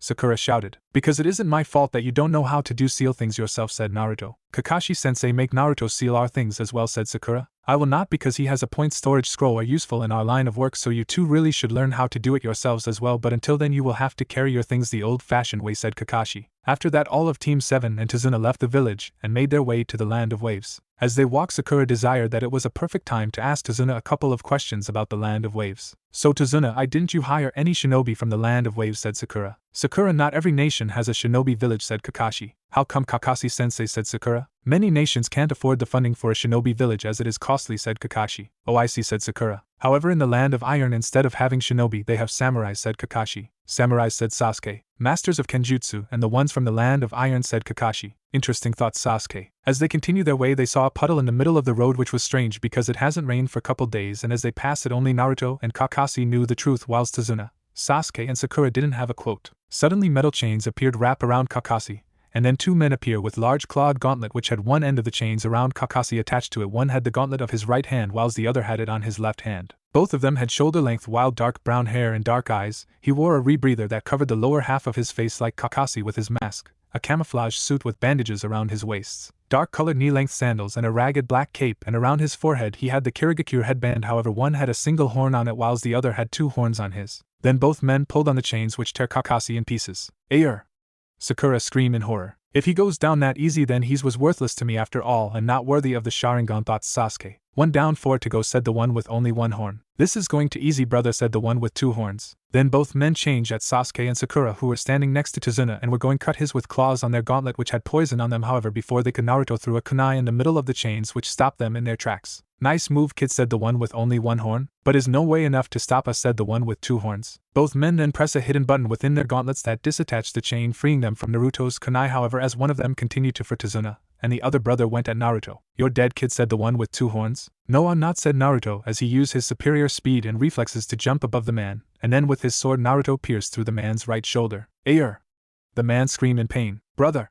Said the other man, shouted with concern for his brother. You really shouldn't look away from an enemy, you know, said a voice behind him, and as the man quickly turned his head he saw the man that he and his brother just killed, who then knocked him out cold. Kakashi-sensei, you're alive, but how, said Sakura, relief. I used the replacement technique to allow them to think they kill me, said Kakashi. Isn't that a bit dangerous, said Tazuna. I did it to see who they were aiming for, said Kakashi. Look at Tazuna seriously. What do you mean, said Tazuna, getting nervously. They were after you, Tazuna. Care to explain yourself, said Kakashi. Fine, you got me. These men were hired to kill me by Gato, said Tazuna. Wait, Gato for Gato Shipping Company? Why would he do that, said Kakashi. Because he has taken over my whole village by force, said Tazuna. How did he, Tazuna-san, said Sakura. My village only has one way of getting anything, that is those shipping, and Gato knew this, so he took out any competition, raised the price, and had hired an army of bandits and thugs so that if anybody tries anything against him they would kill them, said Tazuna. But why would he send men after you, said Kakashi. Because I'm trying to build a bridge which will connect us to the mainland, said Tazuna. Which will end Gato's rule over your village, said Kakashi. Yes, exactly, that's why he wants me dead, because without me the bridge will never be finished, said Tazuna. Tazuna then went on his hands and feet in front of Team 7. I beg you, please continue the Miss Sison, Tazuna begged. You pay for AC rank mission, meaning that we will fight off bandits and thugs, yes sure, but after these two it's obvious that Gato has higher shinobi which will make this a rank mission, but I think you knew that, said Kakashi. That was all money we could muster up, but if you complete the mission we will pay you in full, said Tazuna.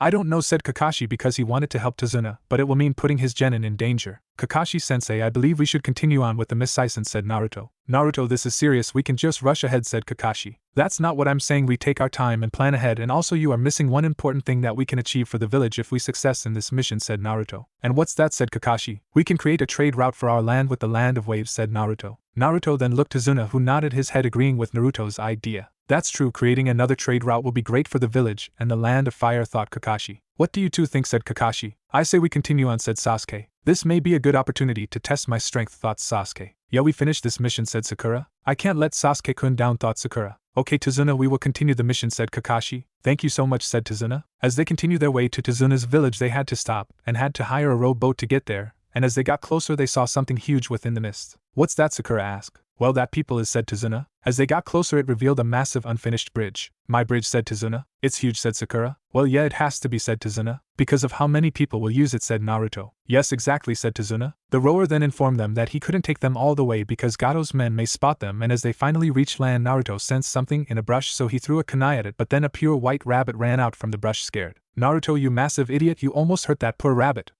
Sakura shouted. No, there was something there, I know it, thought Naruto. Wait, that rabbit's fur, it's white, it doesn't belong in this land, thought Kakashi. Suddenly Kakashi sensed something headed straight for them. Everyone down now, Kakashi shouted. As they all ducked in time, a large blade flew past them and was embedded in a tree, and then a man appeared standing on it. The man was tall and noticeably muscular build with pale skin. He had black hair and brown eyes. He had bandages around the lower half of his face, and his forehead protector was sideways. He was shirtless but had a belt going across his chest and wore baggy pants and mimetic wrist warmer extending up to his elbows with matching leg warmer. That sword, it's Kubikura Bocho, or otherwise known as the Executioner Blade, one of the 7 swords of the mist, so it's Zabuza Momochi, the demon of the mist, said Kakashi. I'm flattered that Kakashi Hatake the copycat ninja knows who I am, said Zabuza. So Gato has even higher you, said Kakashi. Yes, so why don't you choose the easy way and just hand over the bridge builder, said Zabuza. I can't do that, Zabuza, said Kakashi. Well, in that case, said Zabuza. Zabuza then ripped his blade from the tree and jumped onto the lake, and was standing on it. It's the hard way then, said Zabuza. Stay and guard Tazuna, I will handle Zabuza, said Kakashi. But how will you handle me if you can't see me, said Zabuza as he began doing a couple of hand signs. Hidden mist, justice, said Zabuza, then a thick mist appeared which covered everything, making it impossible to see anything and making Zabuza disappear. He's going to do the sly killing technique, it is his village's specialty, thought Kakashi. Suddenly Zabuza appeared in the middle of Tazuna,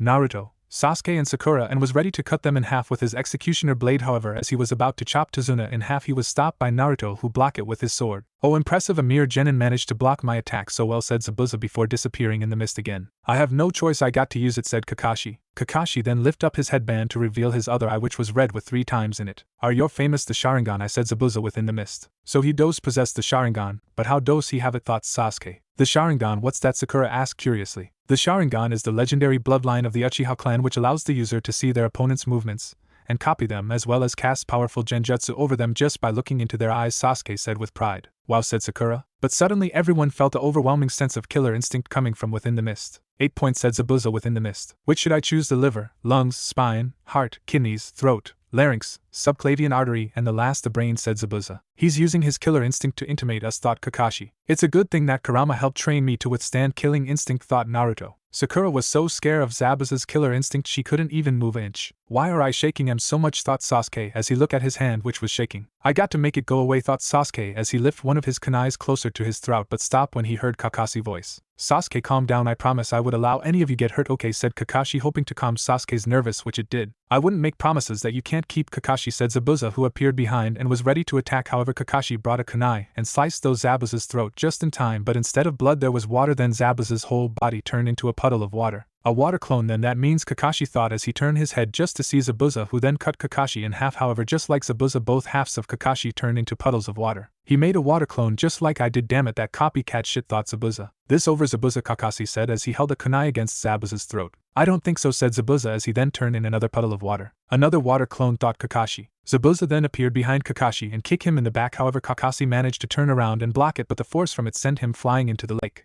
As Kakashi tried to channel his chakra so he will be able to stand on the water, he felt something wrong with the water, like it was heavier, and that was when Kakashi realized why, but it was too late because Zabuza was standing over him. Water prison jutsu, said Zabuza as he held his left hand out, and the water around Kakashi formed into a ball trapping both Kakashi and Zabuza's left hand. Damn it, I fell right into his trap, thought Kakashi. Haha, I can't believe you fell for it, said Zabuza. Oh no, Kakashi-sensei, said Sakura, worried for her sensei. Just great, said Sasuke. This is bad, said Tazuna. However, unlike everyone else's reaction, Naruto's was different. So be it, said Naruto as he walked towards Zabuza and Kakashi with his in hand. I'll use my Sharingan against him as well, thought Naruto as he channeled his chakra in the seal, activating his Sharingan. Oh, so you think you can save your sensei, do you, said Zabuza. Naruto, you got chance against someone like him, said Kakashi. Yeah, you better listen to your sensei or else, said Zabuza. However, just kept walking towards them, and when he reached the water, Naruto then started to channel chakra, though his feet, like Zabuza, is doing, to allow him to walk on the water. He knows the water surface walking practice as well, but how, Kakashi thought curiously. I don't have time to waste on a Mara Genin like you, said Zabuza as he did a hand sign with his free hand.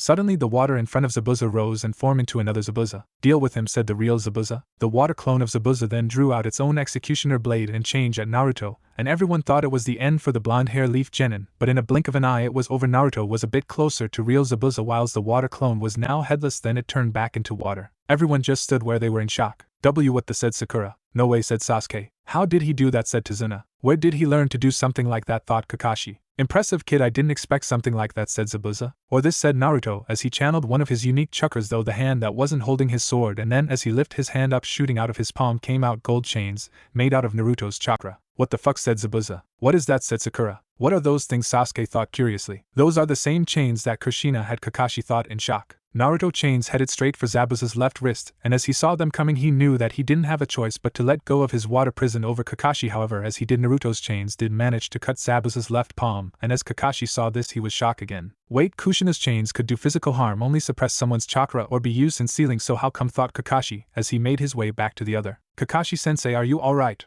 Sakura shouted. No, using the Sharingan uses a lot of chakra, and with the water prison jutsu which weakens the person who is captured by it, I'm going to need a minute, said Kakashi. But will Naruto be able to hold out that long, said Sakura. I hope so, said Kakashi, but after doing the bell test, and that it seems he still hasn't shown everything he knows yet, there's no doubt about he will be okay, thought Kakashi. Damn it, what the hell are those things, thought Zabuza. The chakra chain then retreated back into Naruto's hand. Interesting trick you got there, kid, said Zabuza. Naruto didn't say anything, he just disappeared in a burst of speed, but he then reappeared straight in front of Zabuza and began to attack Zabuza with his sword. However, Zabuza did manage to block them with his executioner blade thanks to all of his experienced swordsmanship. He's actually pretty good with kenjutsu, Zabuza thought whilst actually being impressed. As Naruto and Zabuza battle in kenjutsu, shocking both Sasuke and Sakura. However, just then Zabuza kicked the water to splash Naruto, making him back up for a second, which allows Zabuza to begin his attacks on his, but because of Naruto's speed and Sharingan, Zabuza couldn't land any hits on Naruto until he managed to kick Naruto's sword out of his hands when Naruto tried to attack Zabuza from behind, but Zabuza did a back kick, which disarmed Naruto. Then he swung his executioner blade down upon Naruto, but was blocked by something. Naruto had channeled his chakra mode and had created almost identical executioner blade, but it was a gold glowing malleable chakra version of the executioner blade. It's a gold version of Kanshiki Otsutsuki tool creation technique. What the fuck, thought Zabuza. What is that, said Sakuya. That's not possible, said Kakashi, shock. What is Kakashi-sensei, said Sakuya. It's like the ability to create those chakra chains you just saw, but he shouldn't be able to create other things than those chakra chains, said Kakashi. I wonder why only he can do something like that whilst Kushina couldn't, thought Kakashi curiously. Damn it, kid, another trick, said Zabuza. A shinobi should have more than just one trick, said Naruto. True enough, said Zabuza. Then Zabuza and Naruto both jump away from each other, and Zabuza saw that Naruto wasn't having any difficulty holding his version of the executioner blade at all, which was strange because for someone to be able to lift the executioner blade they need to be strong, and the reason why Naruto wasn't having difficulty was simple because the blade was made from his unique Uzumaki chakra, meaning every weapon he can make from it will weigh nothing to him, but to anybody else it will be like the real thing. But suddenly two kunais came flying at Zabuza, who managed to block them with ease. Then Kakashi appeared standing next to Naruto. Naruto, I'll handle this, so go back to the others, said Kakashi. No, Kakashi-sensei, said Naruto. What, why, said Kakashi. Because you haven't fully recovered yet, and you might be recaptured, said Naruto. Fine, but Naruto, be careful, said Kakashi. Enough of this, said Zabuza, who had enough of waiting. Kakashi saw this and began doing exactly the same hand signs as Zabuza thanks to his Sharingan. Water style.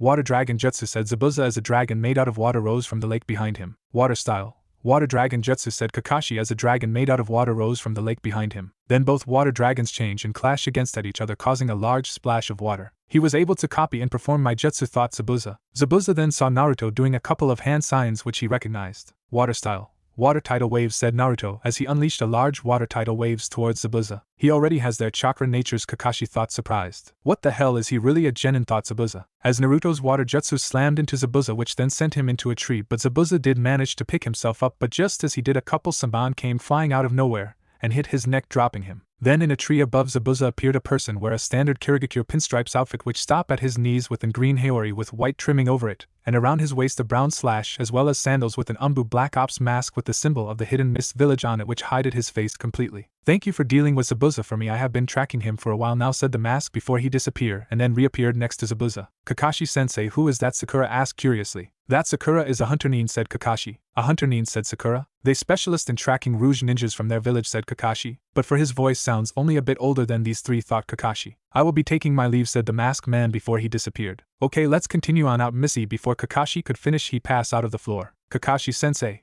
shouted two of his genin. In the land of waves and inside of a house that was close to the ocean and within one of its rooms was Kakashi resting up after his fight against Zabuza. When Kakashi passed out, Tazuna offered to carry him so that the remaining members of Team 7 could protect him properly. And when they got to Tazuna's house and as they lay him down to rest, Naruto then informed everyone that Kakashi's condition wasn't any physical damage but instead it was chakra exhaustion, which he knew because of his sensing ability. As Tsunami, Tazuna's daughter, was walking up the stairs, she heard a noise from the room where they put Kakashi, and as she opened the door she saw that Kakashi was starting to wake up, so she quickly went downstairs to inform everyone, who then all went upstairs to see Kakashi. "Where am I?" said Kakashi as he rubbed his eyes. "Kakashi-sensei, you're finally awake," Sakura shouted. "What happened?" Kakashi asked. "Well, after your fight with Zabuza we took you straight to Tazuna's house to recover," said Sakura. "I see, so how long was I out?" said Kakashi. "Just a day," said Sasuke. "So are you alright now?" Kakashi said. Tazuna? "Yeah, it's a side effect of using the Sharingan," said Kakashi. "Side effect?" Sasuke asked, confused as he never heard of a side effect using the Sharingan like that. "Well, you see, I'm not actually from the Uchiha clan, so I didn't get the Sharingan naturally. And because I'm not a Uchiha, it puts a lot of stress on my body from using it," Kakashi explained. "I don't suffer those side effects because I'm a Uzumaki, meaning that I naturally possess a strong, as well as me being a Jinchuriki," thought Naruto. "If it does that much damage to you, Kakashi-sensei, then why do you use it then?" said Sakura. "Because during my career as a shinobi and I have faced off against strong opponents, so I had no choice but to use it," said Kakashi. "I questions for you, Kakashi-sensei," said Sasuke. "What is it?" Sasuke said Kakashi, while he already had a good idea of what it is. "How exactly did you get my clan's bloodline in the first place?" said Sasuke. "For my former teammate Obito Uchiha," said Kakashi. "What, did you just take the eye from him?" said Sasuke. "No, I didn't steal it," told Kakashi firmly. "Then how did you get it then?" said Sasuke. "I wouldn't go into much detail about it, but during the Third Great Ninja War my teammates and I were sent on a mission to Kenab Bridge, and events happened there where I lost my original left eye and got this scar, but worse of all, Obito died saving but not before giving me this left eye of his," said Kakashi sadly. "I think we talk about something more recently," said Naruto. "Like what?" Naruto said Kakashi. "At the fact that Zabuza is still alive and will be coming here to finish the job," said Naruto, shocking everyone. "Don't make up lies like that, Naruto," Sakura shouted loudly. "Sakura, Naruto isn't lying," said Kakashi. "What do you mean, Kakashi-sensei?" Sakura shouted. "I mean exactly what Naruto just said. Zabuza is still alive," said Kakashi. "How is that possible, Kakashi-sensei?"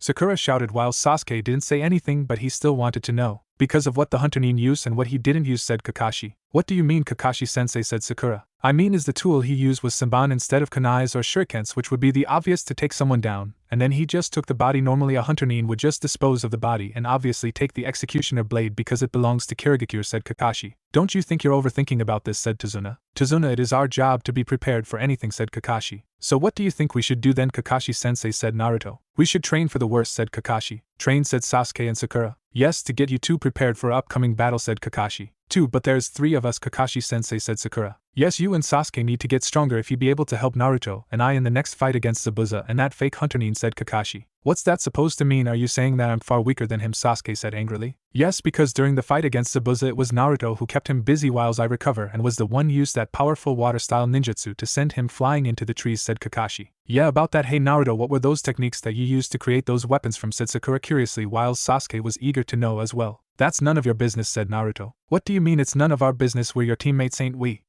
Sakura shouted angrily. "Point at Sakura, you're just being nosy." "Point at Sasuke, all he just wants to know if he could learn it." "Point at Kakashi, but Sensei here already knows all about it," said Naruto. "In that case, Kakashi-sensei, can you tell us about Naruto's weapon creating technique?" said Sakura. Kakashi looked at Naruto, who was giving a glance which basically means don't you even dare. "Sorry, I'm not at liberty to say anything," said Kakashi. "Why not?" Sakura whined. "By the Hokage orders," said Kakashi, lying. Kakashi then turned to look at Tazuna. "Now then, Tazuna, do you know any place where I can train these two?" said Kakashi. "There is a forest nearby, you can use it for training if you want," said Tazuna. "Okay then, thank you Naruto, can you stay with Tazuna and his family to guard them if anything happens," said Kakashi as he picked himself up but was still feeling weak. "Wait right there, I got something that might help a bit," said Tazuna before he left the room. When Tazuna returned he was holding crutches. "Okay, we are off, and Naruto, if anything happens use the flare to signal us," said Kakashi before leaving with Sasuke and Sakura. Half-hour later. "Okay everyone, let's get to work and finish this bridge for the family," said Tazuna to his men. "This bridge is so massive and I have to protect all of these workers," thought Naruto before doing a couple of hand signs. "Shadow clone jutsu," said Naruto, and in a proof of smoke 30 Narutos appeared who then all scatter and hide around the bridge. Then they each place a seal on where they were. However, as for the real Naruto, he left the bridge and went into the forest. "Each of my clone has the exactly same high sensor skill as me, so they be able to know if any enemies are coming, and as all of them place the Hiraishin seal where they are at, and I will be able to get there in a second, thought Naruto. As Naruto continued to walk through the forest, he then desired to use his sensor ability to find any other shinobi in the area and to make sure that he doesn't run into Kakashi, Sasuke and Sakura, because Kakashi would get angrily at him for leaving Tazuna, and then he would most likely ask how we'll be able to get back to the bridge fast enough if something did happen there, which Naruto doesn't want to reveal that he knows the Flying Thunder God technique just yet. Kakashi and the others are a bit to the east, but I can't seem to find anybody else. Maybe Gato has barrier jutsu around his secret base, perhaps, thought Naruto before he then bit one of his fingers which drew blood. Then he wiped it on his right palm, then he did a couple of hand signs and slammed his right hand down to the ground. Summoning justice, said Naruto as a seal appeared on the ground around his ringed hand, and in a proof of smoke a orange fox that had a headband similar to Naruto's, but instead of having the Konoha symbol it had the Uzumaki clan one. Hey Naruto, said the fox. Hi Shingo, I need your help, said Naruto. Sure, what do you need, said Shingo. I can't seem to find a certain base which I know will have people who be able to use chakra should be weak, but still I should be able to sense them, and I know there isn't anything wrong with my sensing because I can still sense my teammates, said Naruto. Any ideas what I should smell for, said Shingo. Try smelling something like alcohol.